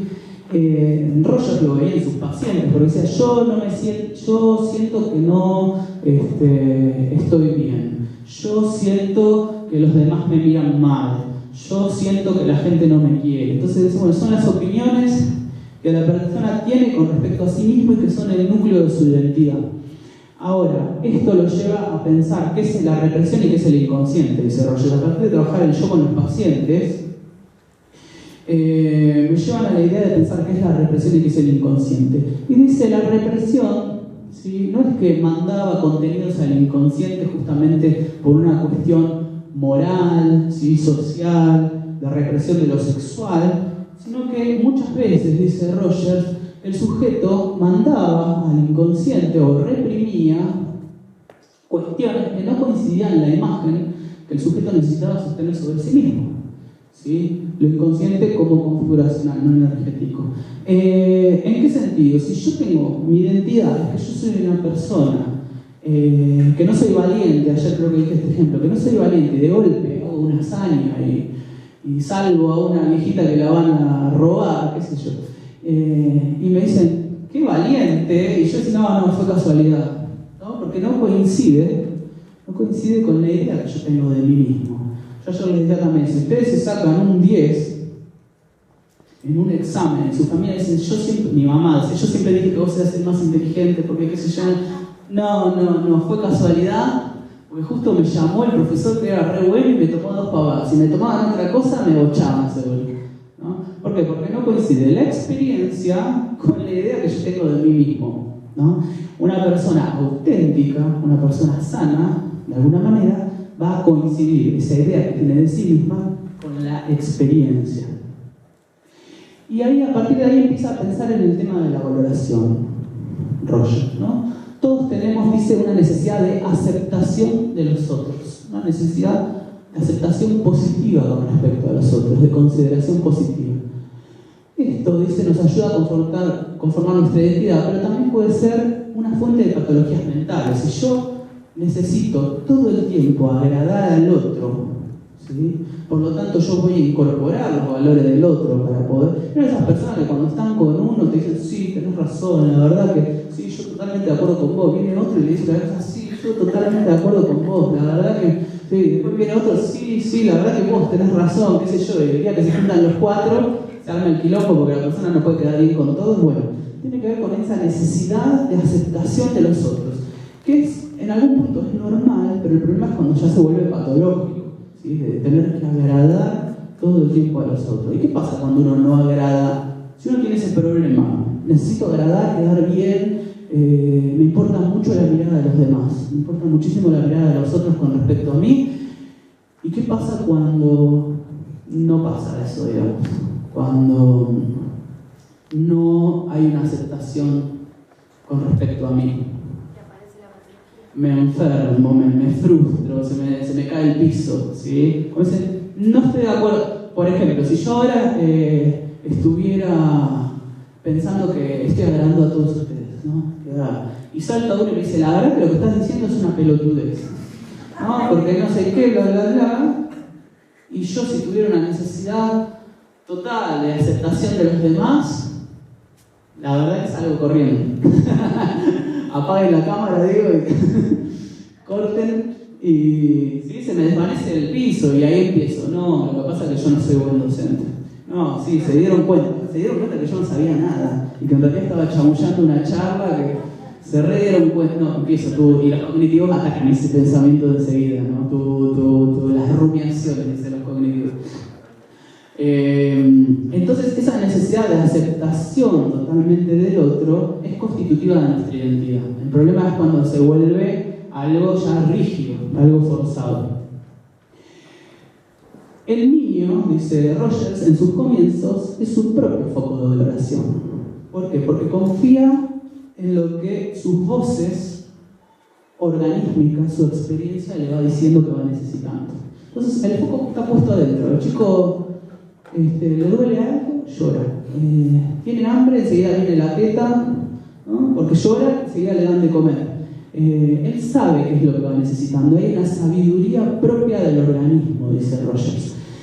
Sin embargo, dice, en búsqueda de la aceptación positiva de los otros, empieza a desviar su centro el niño, ¿no? Empieza a poner el foco de valoración interna y pasa a ponerlo en lo externo. ¿Por qué? Porque necesita la aceptación incondicional de lo que Roger llamaba los otros significativos, ¿sí? Que tenía que ver con los padres. Esto es normal porque uno va formando su identidad. El problema es que a lo largo de la vida, si vos te desviaste demasiado de ese foco de valoración interno y empezás a vivir una vida que no es la que condice con tu yo, con tu sí mismo, ahí aparece la patología. Sin embargo, en los primeros inicios es normal, digamos, que aparezca esta consideración positiva. Roger da el ejemplo del chico que tiene el impulso que le pega al hermanito, le pega una piña al hermanito, ¿no? Y los padres dicen, sos malísimo, sos terrible, ¿no? Y el chico dice, ¿qué pasa? No me están festejando todo, ¿no? Antes cuando yo hacía A, me decían muy bien, muy bien. Y ahora algo está pasando con esos otros significativos, no me están aceptando incondicionalmente. Dice, la aceptación positiva no está, dice. Entonces lo que dice Rogers es que en realidad, obviamente no se le puede decir, sí, dale, seguile pegando, ¿no? Porque eso es una ridiculización de esta teoría, como diciendo, bueno, dejate llevar, dejate ser, llegué tu tendencia actualizante y cagá trompadas a tus hermanitos. No. Dice que lo que tendrían que hacer los padres es sancionar el acto de pegarle al hermanito, pero no sancionar a la persona total. Es decir, solamente a esa conducta, pero no al niño. No es decir, sos malo, sos terrible, sos un hijo de... ¿no? No. En un marco de comprensión y de empatía, ¿sí? Se va a sancionar solamente el acto, pero comprendiendo que él haya sentido el impulso de pegarle al hermanito. Porque ¿qué pasa? Que si tenés un hijo de 2 años, nace otro, seguramente el de 2 años lo va a querer cagar a tu padre, ¿no? Es algo que, un impulso normal, digamos. ¿Por qué? Porque se juegan un montón de cosas. De golpe eras el centro de atención, venían tus abuelas, tus tíos, qué sé yo, que te hinchaban las bolas, pero estabas encima tuyo y de golpe estás ahí y están todos de al lado en la cuna, festejando, y vos, ¿no? Entonces esta idea de la aceptación incondicional de los otros es propia del ser humano. El problema es cuando se torna patológico y cuando el foco de valoración es totalmente externo. Entonces el conflicto psicológico, que es con el cual va a trabajar el terapeuta y es con el cual Rogers se encontraba con sus consultantes, porque Rogers, al igual que Freud, construye su clínica, su teoría en base a la clínica, es decir, a partir de indicadores clínicos y de trabajo con consultantes y pacientes, él va a empezar a construir su teoría. Entonces él decía, lo que yo observo en estos consultantes es que se desvincula totalmente y aparece una incongruencia entre la experiencia, ¿sí?, y el yo, o el sí mismo, que en realidad deberían estar unidos. Dice, hay una desintegración de la personalidad. Dice, si los impulsos que están relacionados, o la experiencia que está relacionada con mi yo, llega a la conciencia, hay una unidad entre lo que yo pienso que soy yo y lo que vivencio, ¿sí? Somos personas auténticas, somos personas libres, somos personas espontáneas. Entonces no habría ningún tipo de problema, dice Rogers. Sin embargo, luego dice que no existe la persona que tenga totalmente unificada la vivencia que tiene con respecto y su sí mismo, ¿sí? No existe, dice Rogers, pero que esté bastante aproximado. Sin embargo, dice, aquella experiencia que no es congruente con esta relacionada con la imagen que yo tengo de mí mismo, ¿sí?, esos impulsos, dice, van a ser distorsionados o van a ser negados, ¿sí? Aparece la idea de represión en Rogers, que no es la represión de la sexualidad infantil en la constitución del aparato psíquico, sino que va a tener que ver con ser negados. Los niego, ¿sí? Los mando fuera de la conciencia a otra parte, a nivel inconsciente, pero que, como decíamos, es configuracional, pueden volver a la conciencia. Y estos impulsos, que yo no quiero reconocer de mí mismo, van a seguir 2 caminos, dice. No van a ser actuados ni reconocidos, pero van a generar tensión, ansiedad, angustia, extrañeza en el sentido, Rogers dice, mis pacientes muchas veces se sentían extraños, como que no encajaban, o sea, que lo que vivían, la experiencia cotidiana en su vida no coincidía con lo que ellos pensaban de sí mismos, ¿sí? Y otro camino, dice, son actuados pero no los reconozco como propios. ¿Sí? Es lo que se llama acting, ¿no? Puedo actuar, hacer algo, pero yo no soy así. Pero de golpe agarré el cuello a uno que me estaba rompiendo las bolas, pero yo, mi identidad es que soy una persona pacífica, que yo nunca, la violencia para mí no es un valor, pero sin embargo ese día de golpe lo agarré del cuello y casi le bajo los dientes. Y dice, bueno, son actuados esos impulsos, es actuado, la experiencia no coincidía con tu identidad, lo que estabas viviendo no coincidía con tu identidad, pero lo actuaste, de alguna manera salió y a veces sale de la peor manera. ¿Por qué? Porque siempre la experiencia, dice Roger, va a tratar de encontrar la salida, va a buscar la salida. ¿Vamos bien hasta acá? Te hago una pregunta. Sí. La desintegración, o sea, se me fue y no me acuerdo cómo era. ¿Cómo era que decía? Ahí está, el conflicto psicológico. O sea, se da siempre el inicio de la formación de la personalidad, por ejemplo, en los niños, o se puede dar en cualquier momento de la vida y volver. O sea, me refiero a que yo puedo tener un conflicto psicológico, una desintegración de la personalidad de adulto, o es algo que me pasó de niño. De acuerdo a los otros significativos, y acá parecíamos un poco al psicoanálisis en algún punto, ¿sí? Si el chico, vuelvo al ejemplo, si el chico le pega al hermanito y los padres sos terribles, sos malísimos y empieza toda una cosa, ahí se produce una desintegración de su personalidad. Porque hasta acá su identidad la había conformado en que él era totalmente aceptado positivamente por los otros y todo lo que él hacía era festejado. ¿Sí? Y de golpe se produce una disociación entre la experiencia que él está viviendo y la idea que él tiene de sí mismo. Eso puede ser en los primeros años de vida, pero también se puede dar en la adultez, con cualquier tipo de experiencia que uno tenga, que no coincida con la idea que yo tuve siempre de mí mismo. ¿Sí? Yo tuve una idea siempre de mí mismo, de que era una buena persona, y de golpe empiezo a vivir situaciones en las que la gente me empieza a decir que soy terrible, que soy un monstruo, ¿sí? Una basura. Y eso, porque tengo 40 años y me pasó ahora. ¿Sí? Entonces esa disociación empieza a producir sufrimiento, empieza a sufrir extrañeza. O sea que se puede dar en cualquier momento. ¿Sí? ¿Alguien levantó la mano?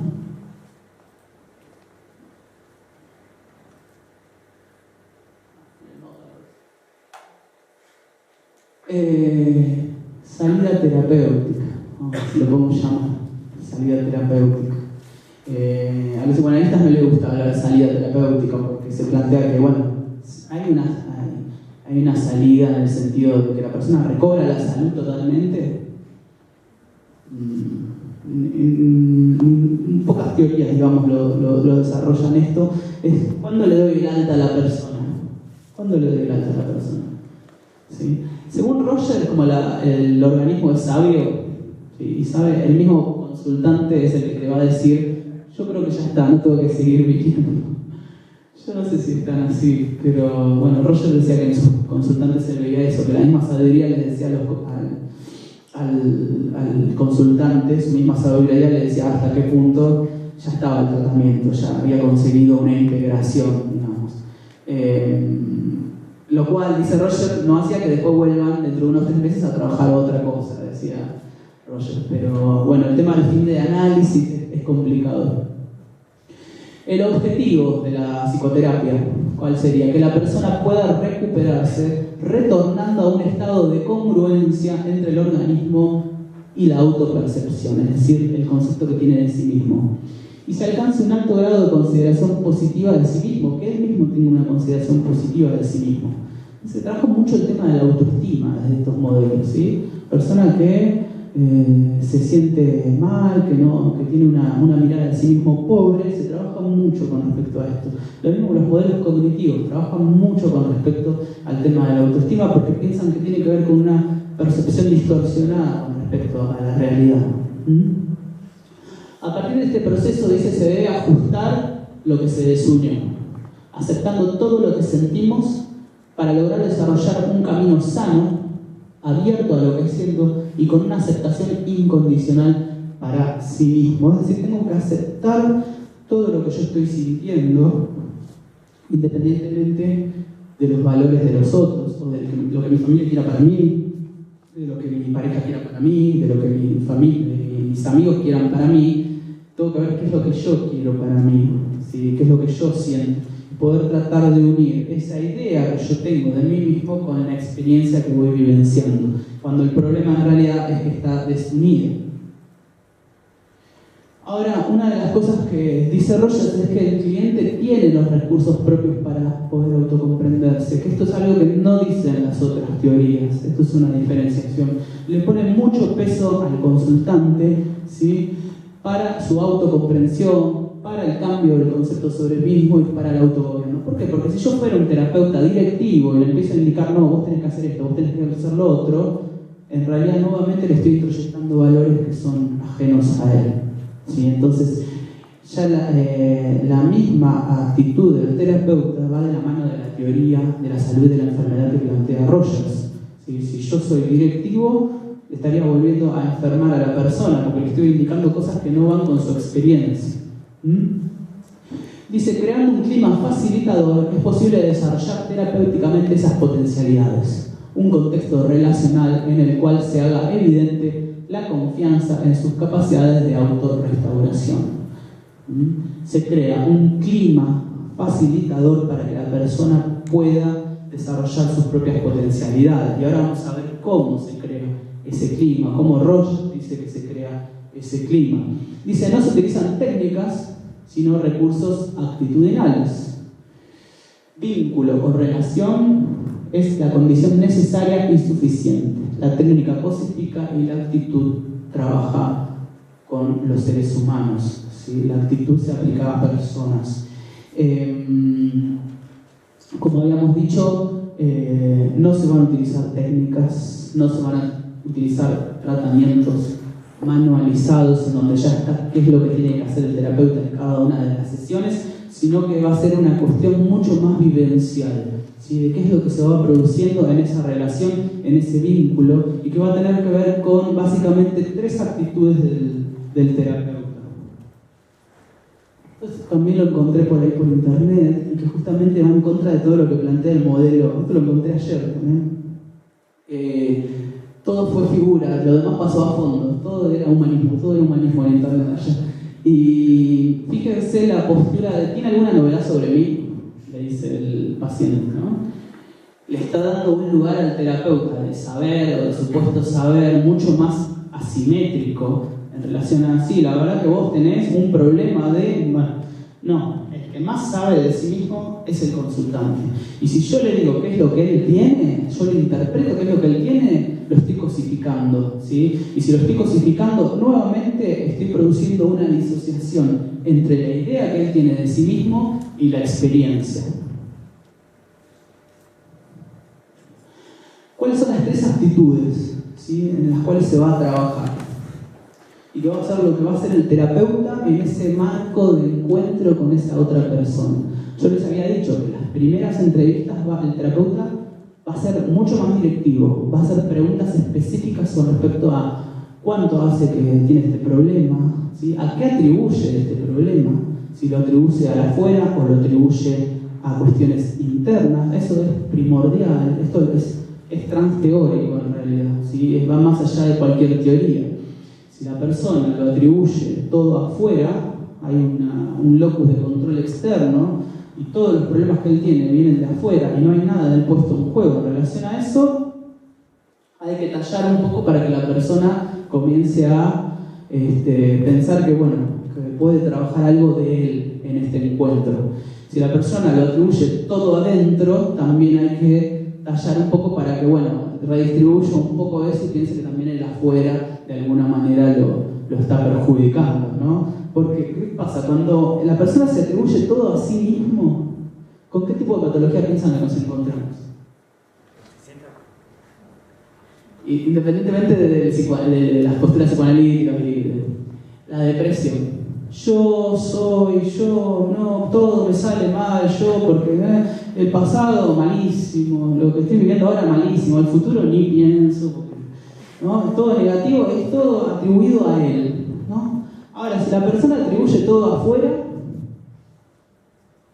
son todos unos hijos de puta, todos me quieren cagar, ¿sí? Mi mujer me engaña, mi mamá se fue de viaje, lo engañó a mi papá y mi papá se fue con otra mina y son todos unos hijos de puta, mis hijos no me dan bola, mis hijos ahora le dicen papá al nuevo novio de mi mujer y a mí, ¿qué es lo que uno produce ahí? Más un tipo del orden de la ansiedad. Cuando se atribuye todo afuera vamos a encontrar más que nada ansiedad y cuando se atribuye todo adentro vamos a encontrar más depresión. Lo mismo cuando se dice, cuando la persona pone todas las expectativas en el futuro, eso trae ansiedad. Cuando las personas ponen todas las expectativas en el pasado, eso trae depresión, estas cosas. Entonces, yo como terapeuta, en las primeras entrevistas voy a hacer un colectivo. ¿Sí? Voy a ver hace cuánto tiene. Si me dice hace 3 meses, yo que voy a indagar. Bueno, ¿sucedió algo significativo en su vida hace 3 meses? ¿Pasó algo? ¿Sí? Hace 3 meses en su vida, cambió de trabajo, se mudó, se separó. Algo tiene que haber sucedido para que se despertara esta problemática hace 3 meses.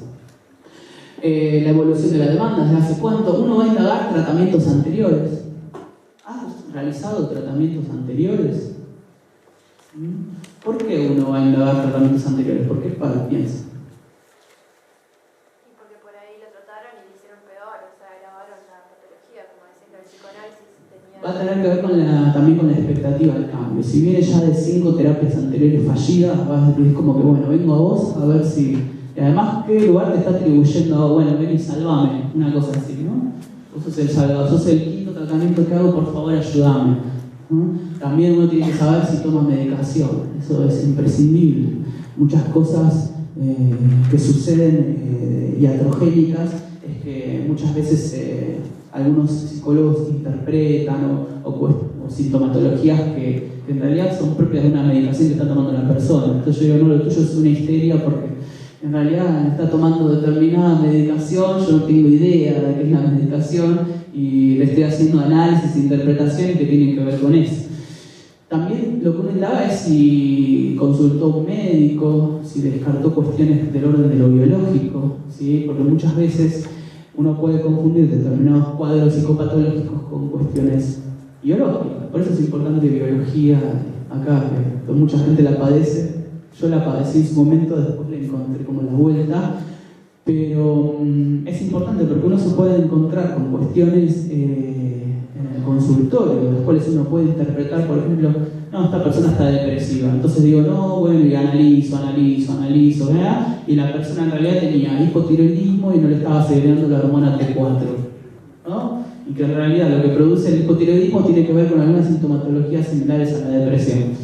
Entonces, uno como terapeuta lo que uno tiene que hacer también es, cuando hiciste un chequeo médico, ¿sí? Descartar cuestiones que tengan que ver con lo fisiológico o lo biológico. Luego, también en las primeras entrevistas uno hace psicoeducación, le explica cómo uno trabaja, le explica algo de la teoría con la cual uno trabaja, y luego uno deja de ser tan directivo. Uno le explica a la persona que uno la va a acompañar en este proceso. Y lo que va a hacer son utilizar 3 tipos de actitudes, dice Rogers. El primero tiene que ver con la congruencia.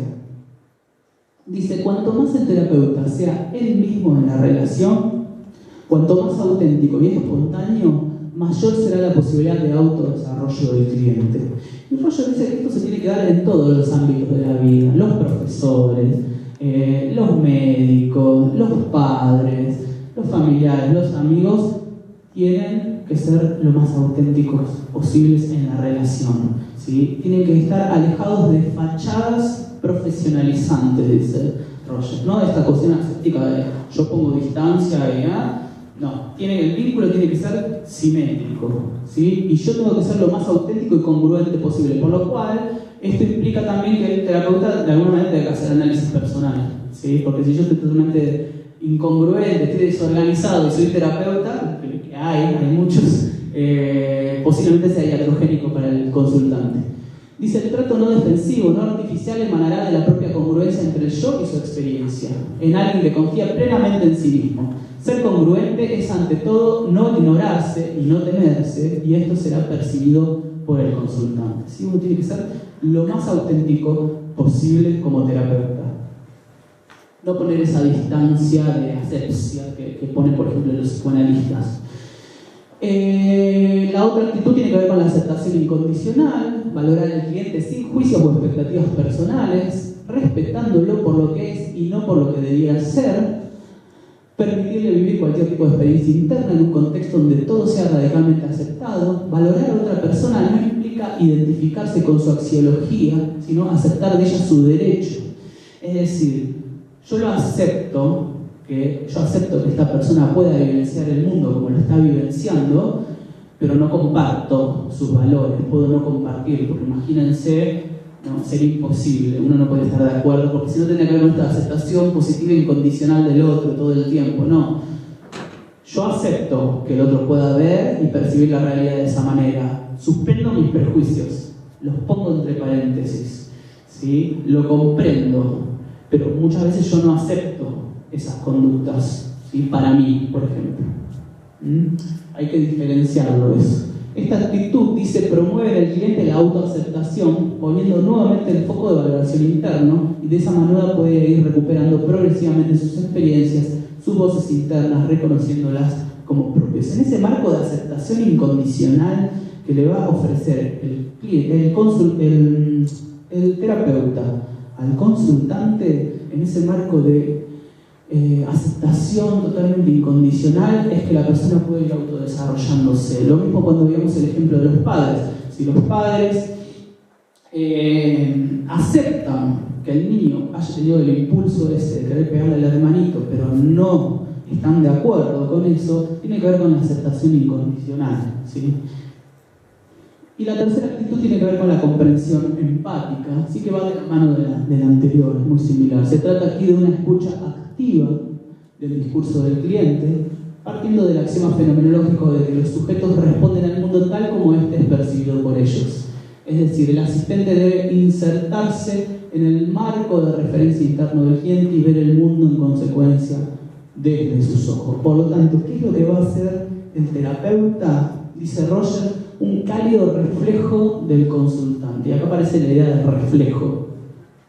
Entonces, todo el tiempo le va a estar comunicando lo que cree haber comprendido de sus dichos para que el cliente valide o desconforme. Entonces, la persona dice, no, porque estoy recaliente, porque mi mamá, porque no sé qué, bla, bla, bla. El consultante le va a decir, te noto enojado, veo que estás enojado. Todo el tiempo va a tener que ver con reflejarle el sentimiento. Y en la medida en que a lo largo del proceso la persona se vaya sintiendo en ese clima, ¿sí? Que se va produciendo en ese vínculo, comprendido y aceptado incondicionalmente, es cuando van a poder empezar a unir ese sí mismo y esa experiencia que estaban desunidos, y empiece a mostrar esa tendencia transformadora y actualizante, porque es la propia persona la que se va a ir curando de alguna manera, justamente por esta sabiduría organísmica propia de los seres humanos.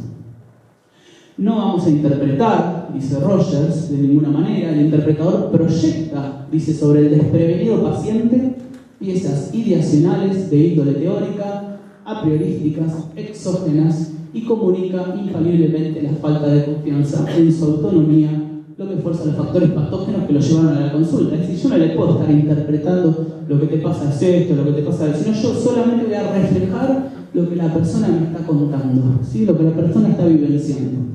Dice, la interpretación es un recurso antiempático, incluso. Si yo quiero trabajar el vínculo, la alianza terapéutica, porque es mi mayor predictor de éxito tratamiento, si yo lo estoy analizando todo el tiempo, dice, eso va en contra, es iatrogénico para poder establecer un buen vínculo con la persona. Igual vieron que nosotros a veces decimos, mi psicóloga me mandó la interpretación y uno sale contento a veces. Pero porque a nosotros tenemos como, los argentinos, dicen algunos, tenemos un gusto morboso por lo patológico, nos encanta la cuestión patológica, ¿no? Entonces cuando vemos estas cosas de la tendencia a la actualización nos parece toda una pavada, ¿sí? Una cosa muy artificial, pero en realidad tiene que ver con una mirada que nosotros tenemos con respecto a la psicología y a lo psicopatológico. Si no está lo psicopatológico, lo morboso ahí, la interpretación de la infancia, el complejo de Edipo, nos parece que es como artificial. Y en realidad, dice Roger, es antiempático totalmente.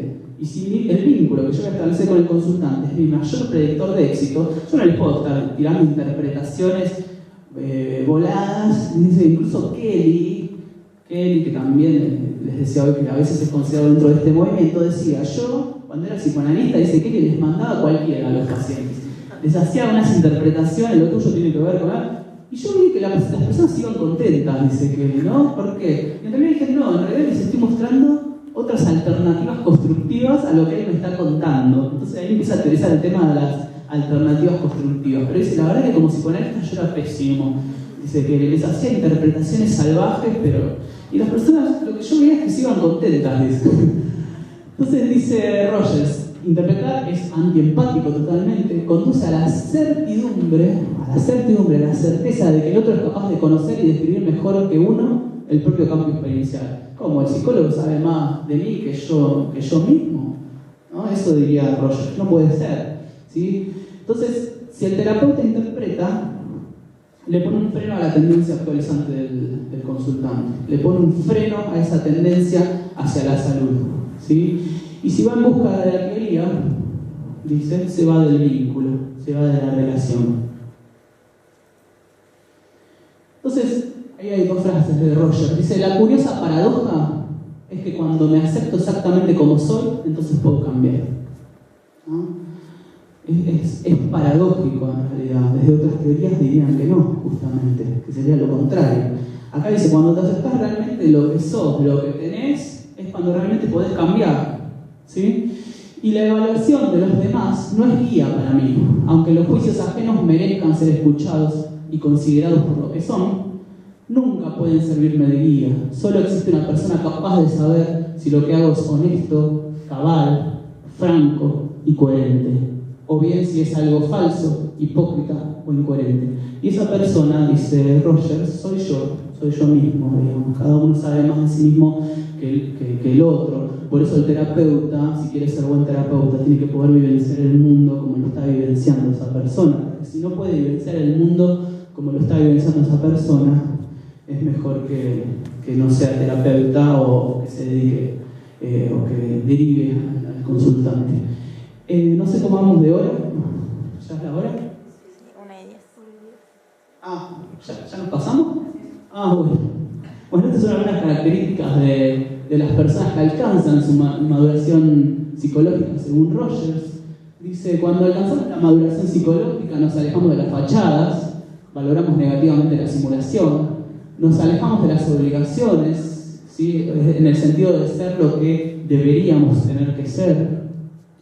No actuamos buscando agradar a los demás, valoramos positivamente la sinceridad, tendemos a ser nosotros mismos tal como somos, valoramos positivamente la autoconducción, nos sentimos seguros, nos sentimos orgullosos, ¿sí? Valoramos el propio yo, los sentimientos propios, el hecho de ser un proceso, no una meta. Rogers dice: cuando uno hace un diagnóstico, está haciendo un diagnóstico de la persona, la está pensando como una foto, como una fotografía, como algo estático, ¿sí? Cuando en realidad lo que nosotros somos es una película, dice Rogers, no somos un proceso cambiante todo el tiempo. Por lo tanto, no somos una meta, somos un proceso. Hay un libro de Rogers que yo se los recomiendo, si les interesa este modelo de clínica, que es el proceso de convertirse en persona, que habla justamente de todo este proceso y el desarrollo que se da en la persona y que se da el desarrollo a nivel psicoterapéutico. Valoran positivamente la actitud de sensibilidad y aceptación de los demás y valoran positivamente las relaciones profundas. Es decir, como decíamos hoy,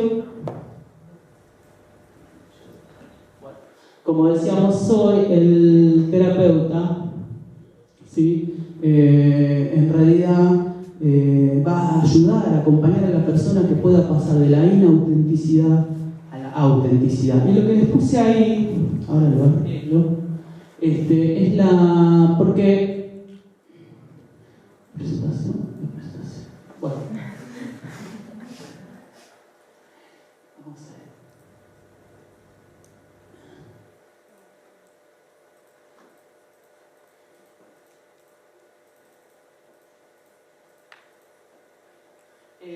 Es una oración de Perls, que es un terapeuta gestáltico, que yo lo incorporé en este curso porque Perls tampoco se considera a sí mismo psicólogo humanista, sin embargo comparten la misma noción de hombre y demás, todo lo que es la terapia gestáltica, y que habla de la autenticidad, ¿no? Y esta era como la oración que decían todos los gestálticos. Cada vez que se juntaban, se reunían, tiraban esta oración tipo religión.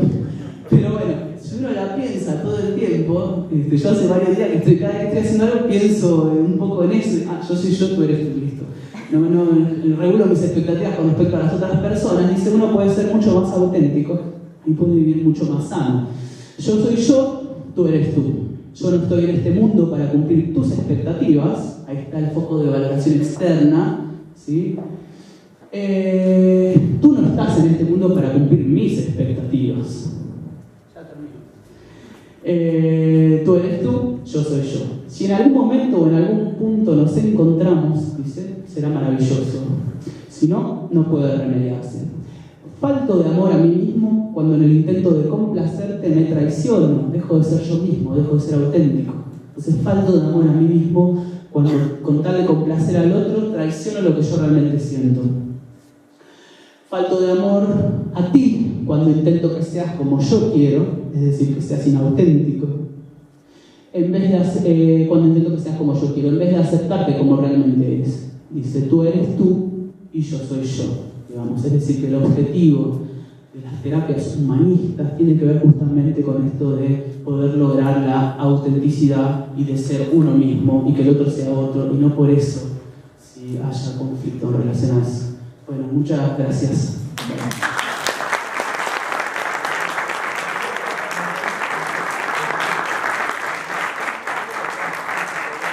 Bueno, le quiero agradecer otra vez a Cauce por haberme invitado. La verdad que es un orgullo para mí que me inviten a dar charlas. Es la única agrupación que me invitó, así que le voy a tirar flores a ellos. En realidad Cauce la verdad que se ha portado muy bien todo este año, la verdad que ha trabajado muy bien con respecto a la formación. A mí particularmente me interesa mucho la formación plural, entonces cuando veo que hay estudiantes que les interesa eso, a mí me motiva muchísimo. Si en relación a eso, y la verdad que Cauce este año ha hecho charla de cognitiva, de sistémica, de humanismo, y la verdad que tratando de saldar de alguna manera esos huecos que nosotros tenemos en la formación, ¿sí? Que si bien se llama formación plural, uno lee los planes curriculares y dicen la formación debe ser plural, uno se encuentra luego con que estas cosas están totalmente o casi ausentes en la formación, y la verdad que Cauce este año se ha portado muy bien en relación a eso, en tratar de ofrecerles a ustedes como estudiantes suplir de alguna manera las fallas que tiene nuestra formación en la facultad. Así que les súper agradezco y les deseo todo lo mejor en la elección a partir de esta semana, que les vaya muy bien. Gracias.